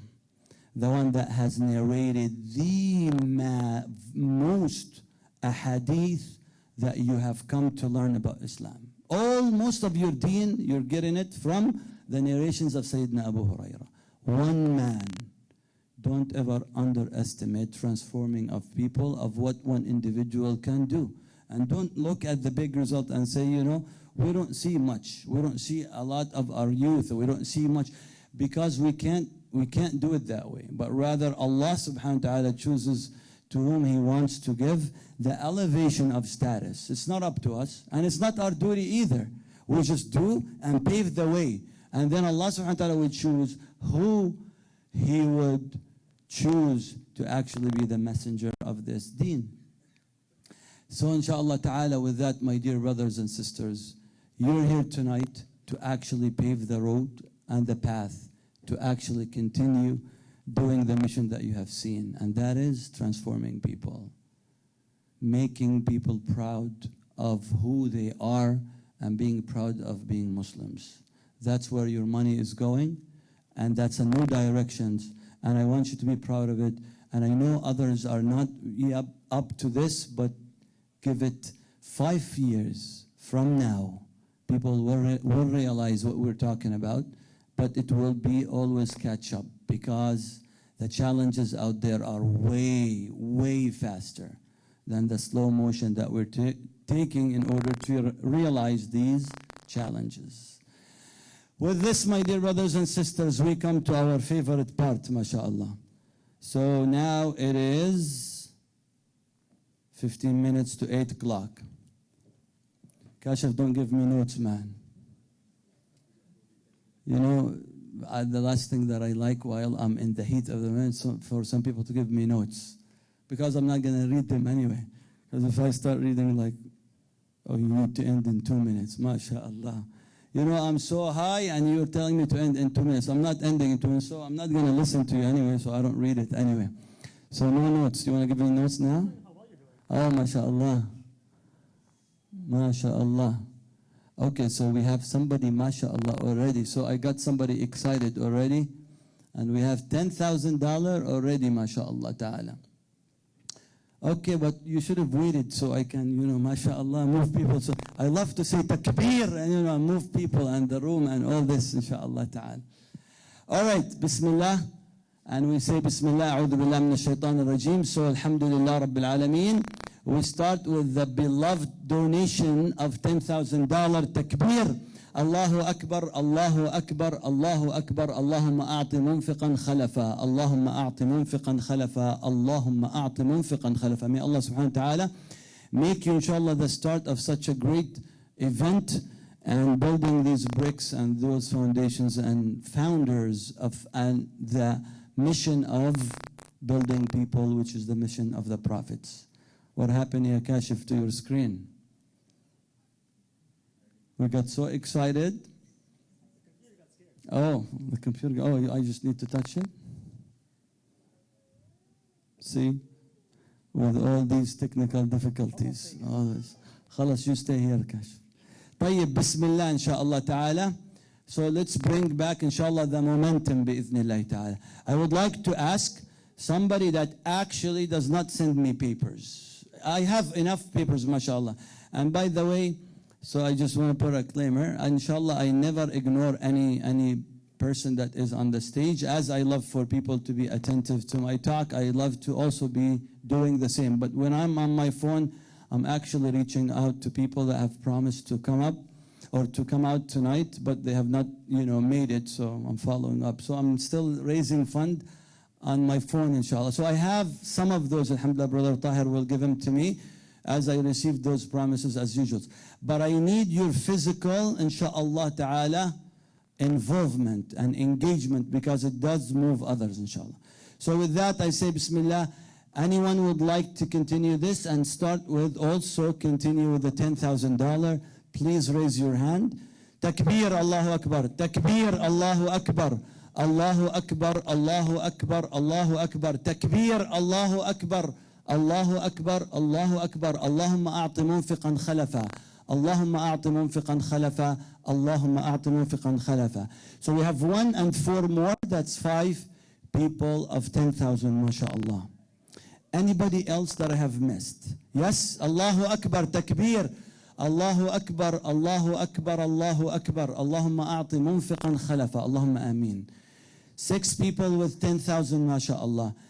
Anybody else that would love to continue this, inshallah, number? It's a big number. It's a big challenge.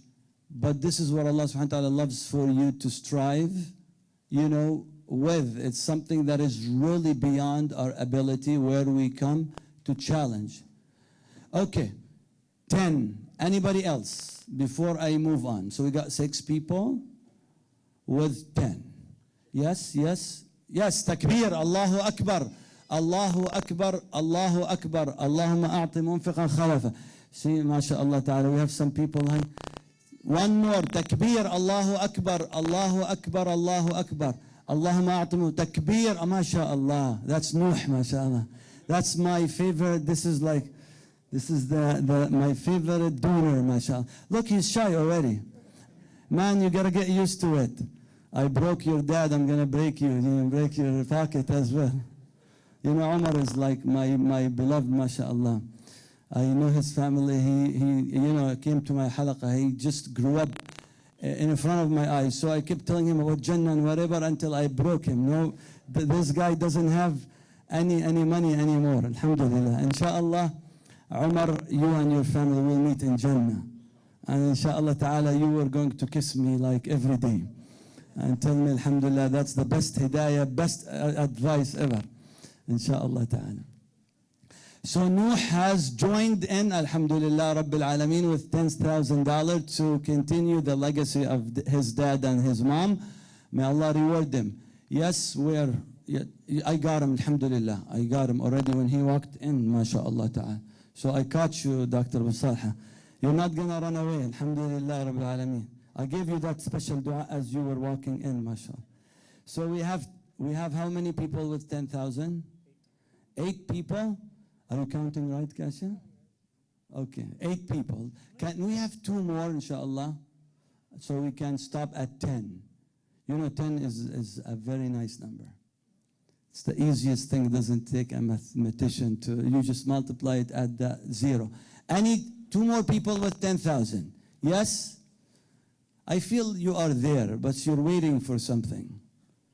So if you are there, just raise your hand and say Bismillah, inshallah. Yes? No? No, my feeling is wrong. Are you there? Yes, yes, yes, yes, yes. Move on. Okay. طيب. Now, alhamdulillah, with the package of 5,000, inshallah, alhamdulillah, we have people that have actually called in or texted or whatever. But I would love to give the opportunity first for those who are here tonight, mashallah, who made it physically tonight, inshallah.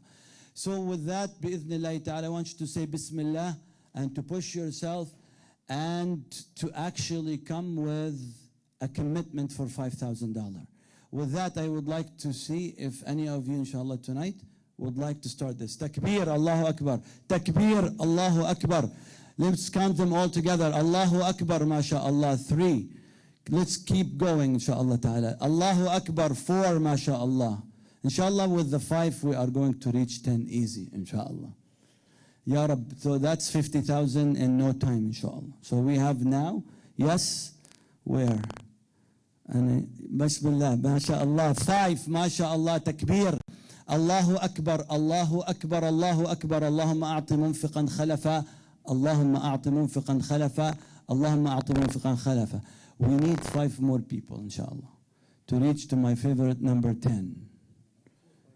2 from Yusuf. Allahu Akbar, takbir, takbir, takbir, Allahu Akbar, Allahu Akbar, Allahu Akbar. May Allah subhanahu wa ta'ala reward you and make you all see this in this life and in the hereafter and really being a true believer of leaving a legacy, inshallah ta'ala, through your life and after. Allahumma ameen. So we have 7 now. We need 3 more people. 3 more people. And inshallah, you're going to be there.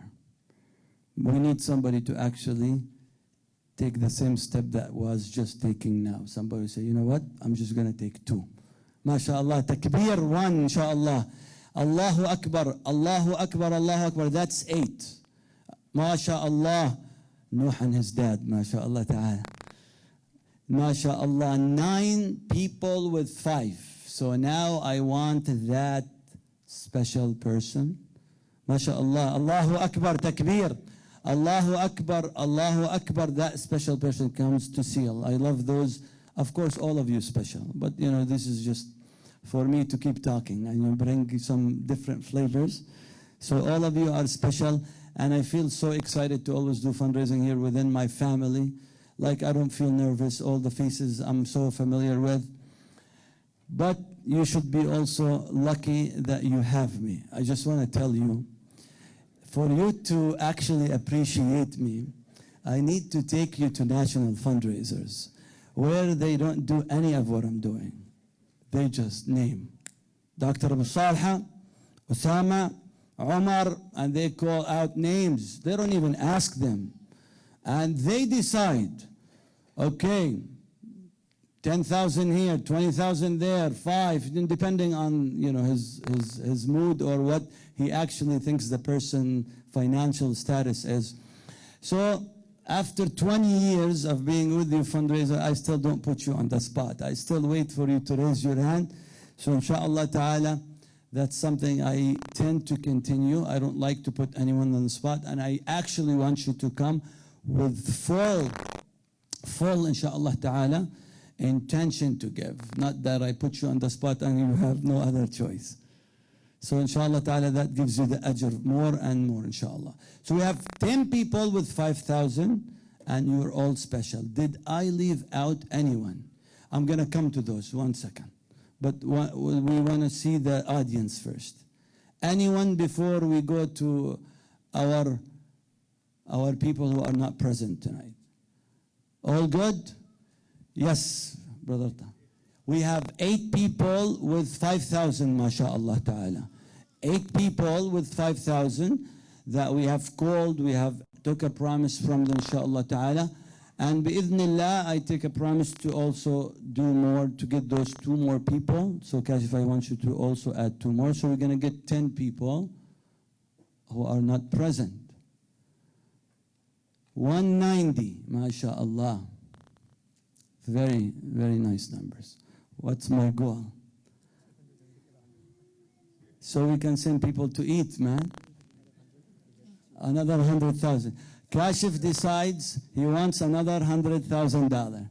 Inshallah, we're going to get it. Ya Rab, inshallah ta'ala. So, inshallah, so. Aywa, mashallah. No, you need to announce this, man. Bismillahirrahmanirrahim. Sorry to interrupt Muhammad's talk, but I keep telling him there's something very important that he hasn't failed to mention to you guys. MashaAllah, we have a very, very generous donor who has pledged $100,000. Takbir, Allahu Akbar. If we raise $200,000, the $100,000 is contingent. So let's please make sure we don't stop here. Okay? Inshallah. No, that's easy, man. Inshallah, 10,000. Inshallah, we can get it. Yeah, Kashif was like more difficult than. Don't worry, man. 10,000, inshallah. For 100,000, I'm going to actually call out names now. I'm going to break my traditions. You know, this is 10,000, inshallah, we're going to get it.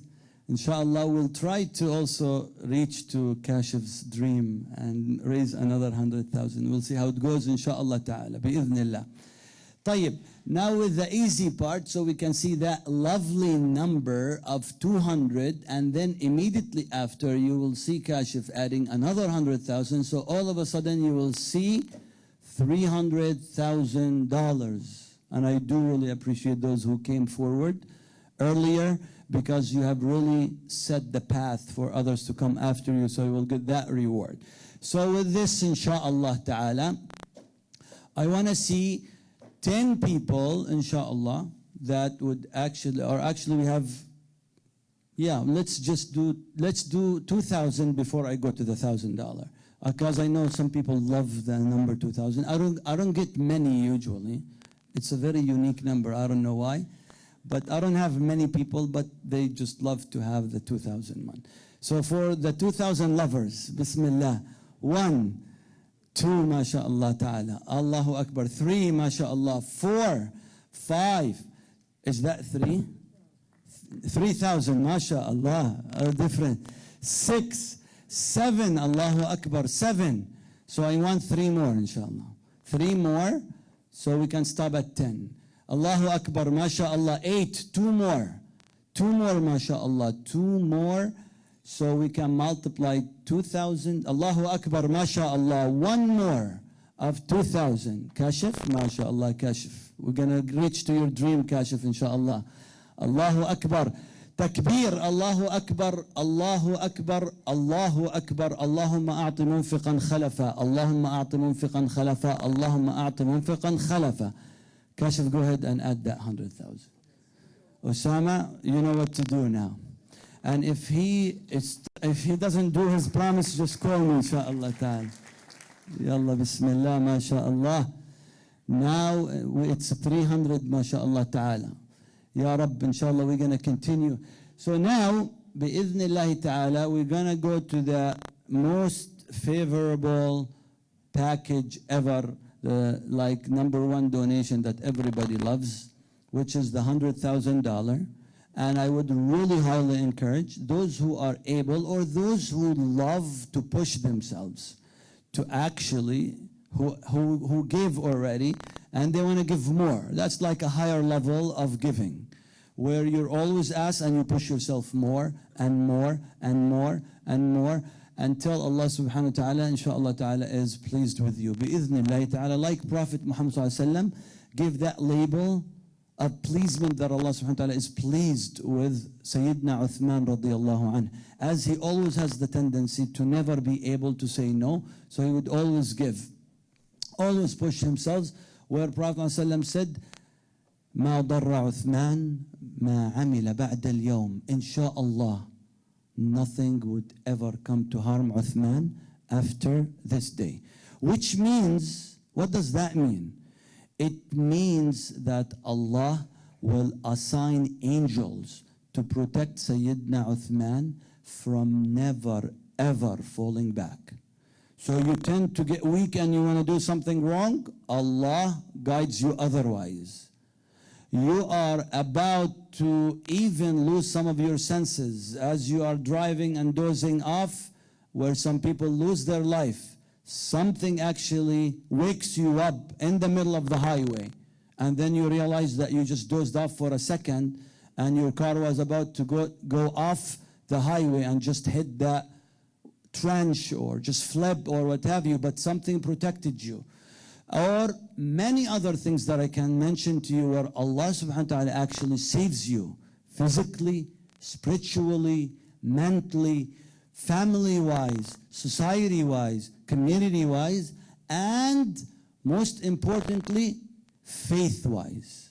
Allah does not allow anyone, no shaitan, no ins, no jinn, that would come close to mess you up. So that's what it means. ما ضر عثمان ما عمل بعد اليوم. خلاص, you're guaranteed that path. Allah is pleased with you. He's not going to allow you to go off that path. So with that, inshallah, we say Bismillah. For those that would like to come back and to donate more, for those who haven't really participated yet, let's do it all together, inshallah. Before we take those who did it online or like through texting or what have you, let's do the physical. We give priority to people who are here tonight, inshallah. So say Bismillah, A'udhu Billahi Minash Shaitanir Rajim, and raise your hand for the 1,000, inshallah ta'ala. 1, mashallah ta'ala. 2, mashallah. 3, 4, mashallah. 4, 4, 4. Raise your hand and keep it up. 5, mashallah. 5. 5, let's go inshallah. 6, mashallah. 7, Allahu Akbar. 7, let's continue inshallah. Where we can inshallah reach to the 20,000 inshallah. 8, mashallah. 8, 9, 10, 11, mashallah. Mashallah. 12, mashallah. One more. 13, mashallah. 14, mashallah. Mashallah. 14, 15, mashallah. Mashallah. 15, 16, mashallah. Tabarakallah, we're coming close, inshallah ta'ala. 4 more hands, and we get to that 20, inshallah ta'ala. So we are at 16, so we're 4 more. We're just 4 short. So we can go 4, 3, 2, 1, makes it easy.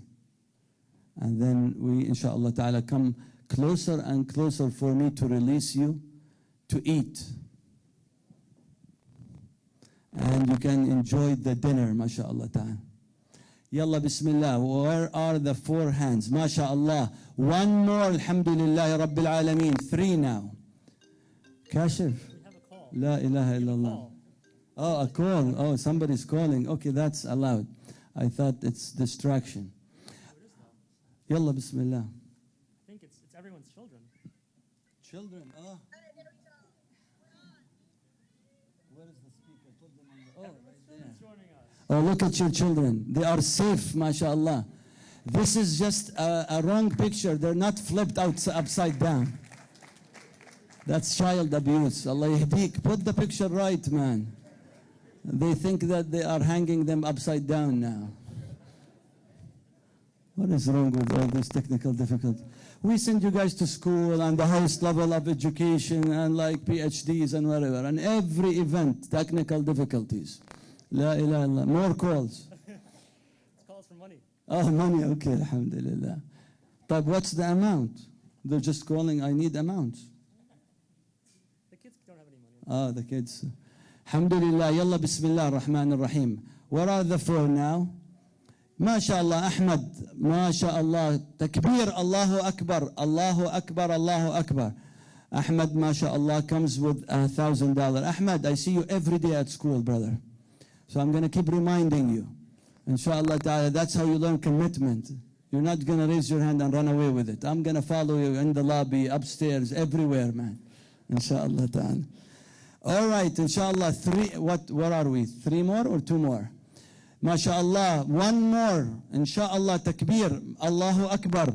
Yes. Allahu Akbar. Takbir. MashaAllah. I wanted one more. I got two. Alhamdulillah Rabbil Alameen. MashaAllah. Anybody else with 1,000? I can keep going, by the way. I like it. So we can go from 20 people to 30 people. I can always multiply when it's like an even with 0. 20, 10 times something, 20 times something, 30 times something. As long as you just give me that 0. You give me anything besides 0, then I get stuck. Then Imam Abu Talib will help. Inshallah. Yes. Are we done with the audience? Yes, khalas? You're done? Bismillah. Last call.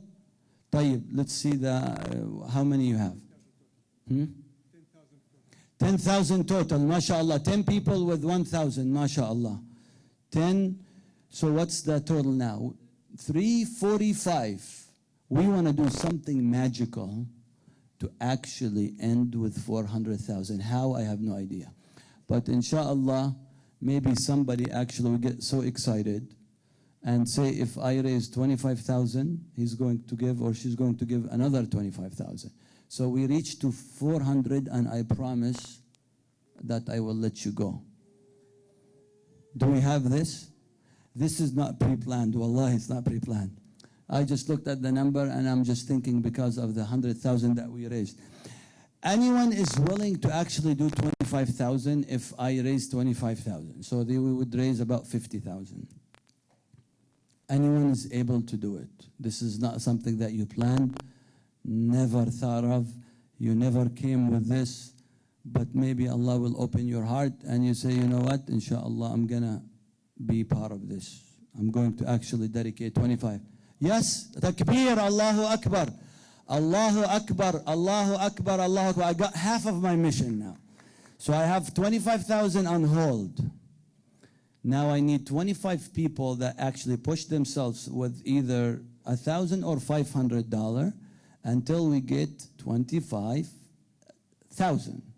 And then we're going to be more than, inshallah ta'ala, the 400. And we are to actually bring Kashif's dream true, way more than what he thought.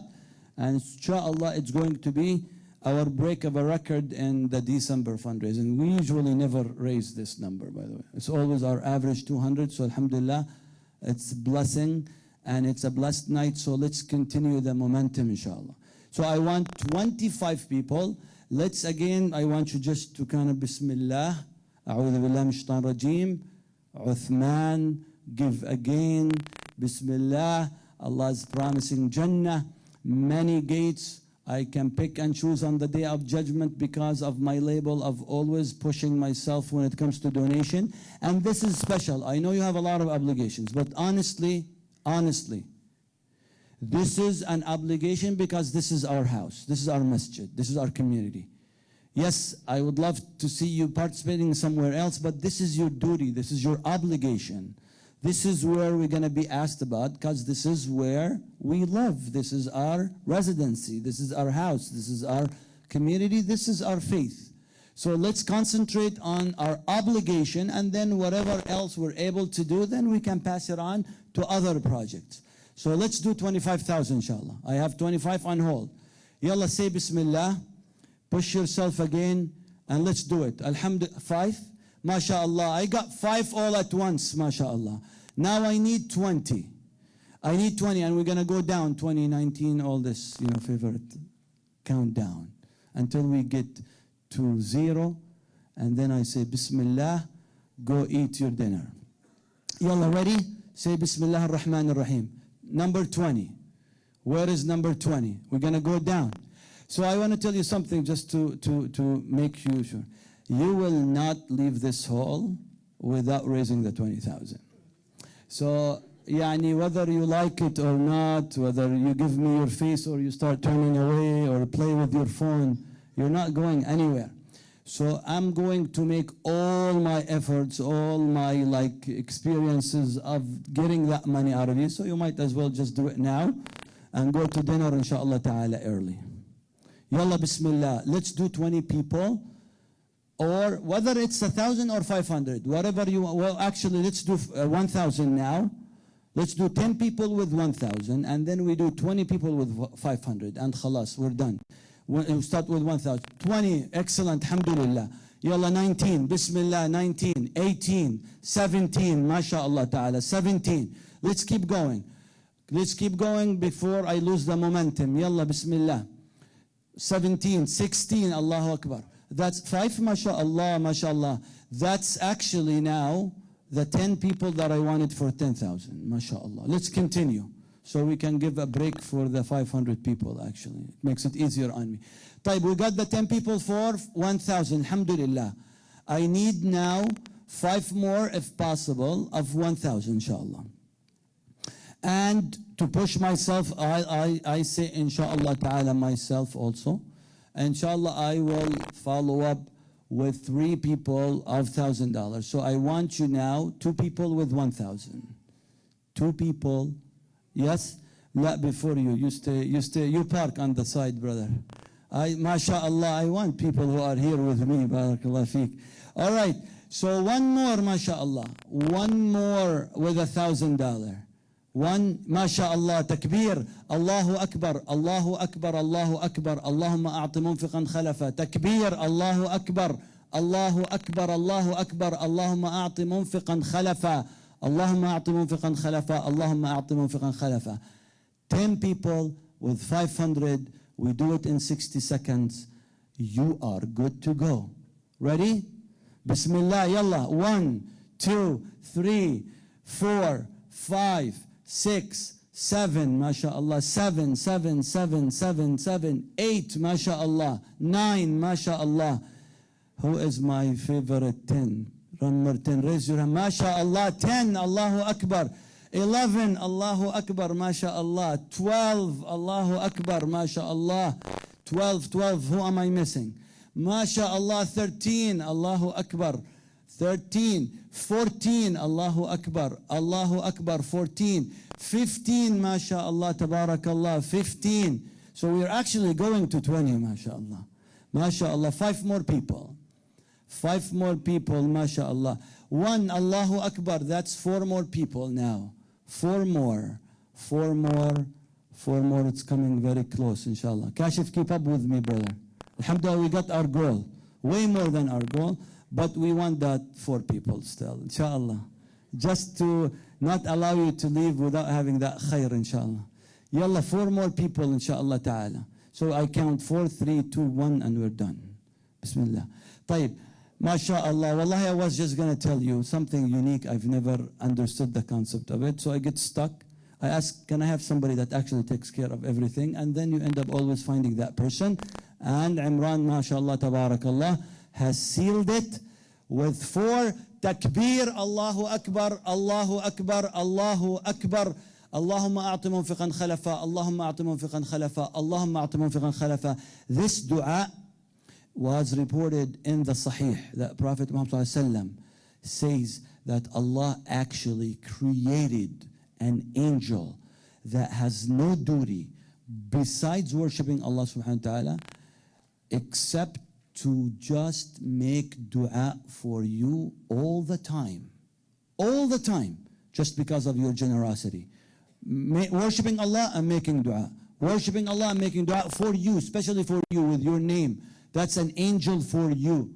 May Allah subhanahu wa ta'ala accept from you all, bless you all, protect your families, protect your wealth, and replace it with betterment of this life and in the hereafter, and make you always. Maybe I haven't really mentioned this a lot, but I just want to end my talk with it. My dua is for Allah to make you always a giver and not a receiver. It's all khair. But then in our deen, it is reported that Allah loves those who are striving enough, work hard enough to always be able to give. اليد العليا خير من اليد السفلى وفي كلاهما خير. So the upper hand is better than the lower hand, and in both there are khair, because some people just, that's the rizq of Allah subhanahu wa ta'ala.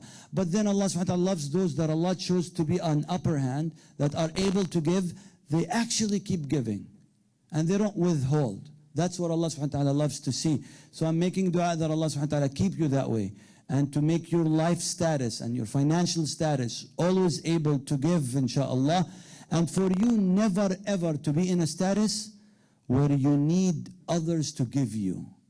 Exactly like when we go to the hospital, always make dua.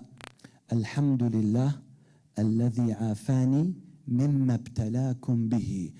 I thank Allah and I praise Allah that Allah subhanahu wa ta'ala has chose me to be above you where I am healthy, alhamdulillah. Where you always make dua that you go to the hospital to visit people and that you don't ever get visited. So you're always healthy. You're always in great status. And you're not in a situation where people actually come and visit you and look after you and take care of you.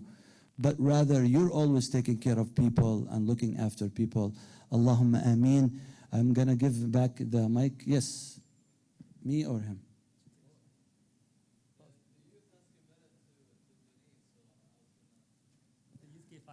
MashaAllah. All the youth 500 or each one 500?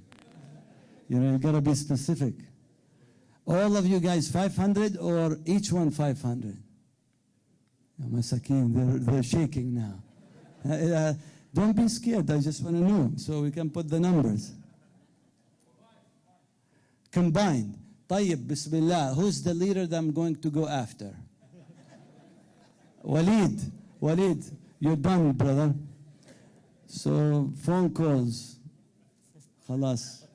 Jazakallah khair. Here you go. Jazakumullah khair, barakallah fiik. I'm going to give back the mic to Kashif, inshallah. Amutar. Alhamdulillah. Not $2. I got excited. Khalas, we're going to add it to the, how many you have? 2,000, tayyib. Add it to the screen. Jazakallah khair.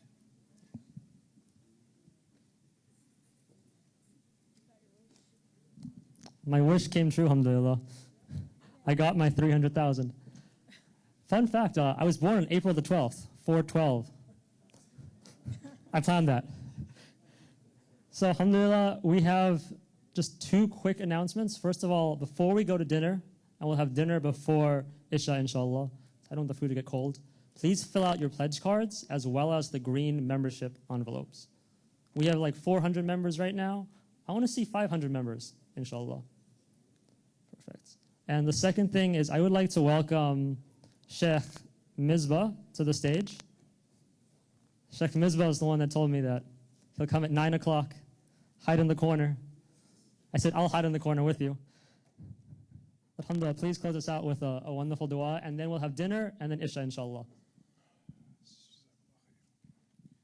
Assalamu alaikum wa rahmatullahi wa barakatuh. Now is my part is to say something, and I want to hear the response, which is very easy to say, Ameen. This is the only thing that I want from you all to hear, inshallah, and I ask Allah subhanahu wa ta'ala to accept from all of us and to make us among al-maqbooleen.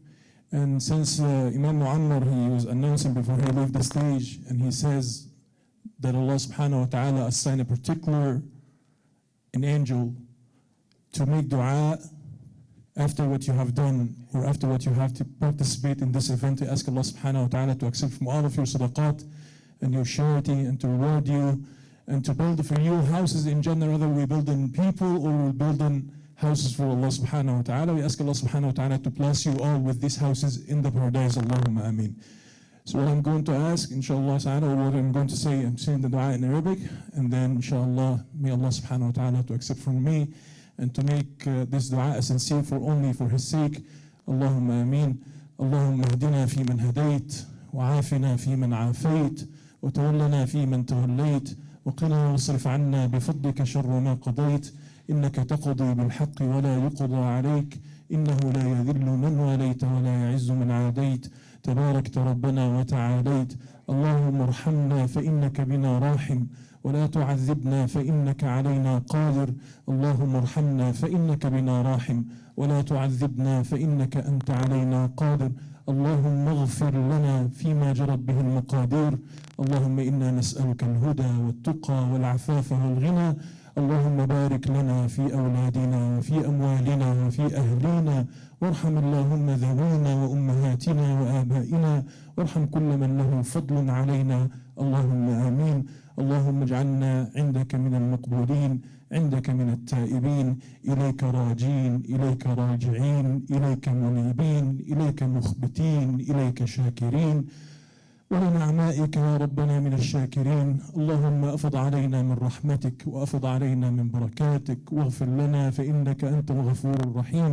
وبارك اللهم في أرزاقنا، وبارك اللهم في زوجاتنا، وبارك اللهم في أولادنا، وبارك اللهم في بناتنا، وبارك اللهم في شبابنا، وبارك اللهم في بناتنا وأمهاتنا، وارحمهم يا رب العالمين برحمتك التي وسعت كل شيء، إنك أنت الغفور الرحيم. اللهم هب لنا من أزواجنا وذرياتنا قرة أعين، واجعلنا للمتقين إماما. وصلى اللهم وسلم وبارك على النبي الهادي محمد صلى الله عليه وسلم، واحشرنا في زمرياته مع الصديقين والشهداء والصالحين، وحسن أولئك رفيقا. وآخر دعوانا أن الحمد لله رب العالمين، والصلاة والسلام على أشرف المرسلين سيدنا محمد.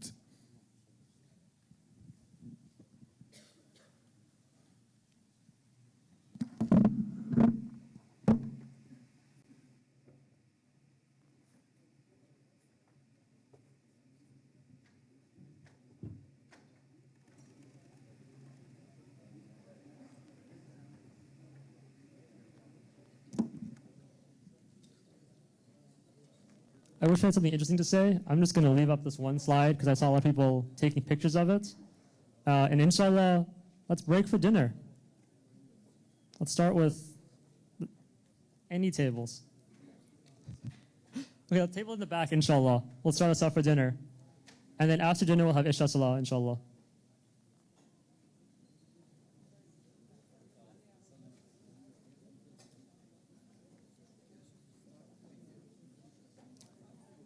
Okay. Let's also get the table on the far right-hand side. Those 3 tables on the far right-hand side can join as well for dinner. No? Like when they fill the form, do they leave it on the table? Okay. That we didn't, because we need to collect those forms. Here, they have the baskets. So just tell them to put with the baskets, inshallah. And then inshallah, once you fill out the form, there's baskets or volunteers coming around the room, or you can always come up to me, inshallah.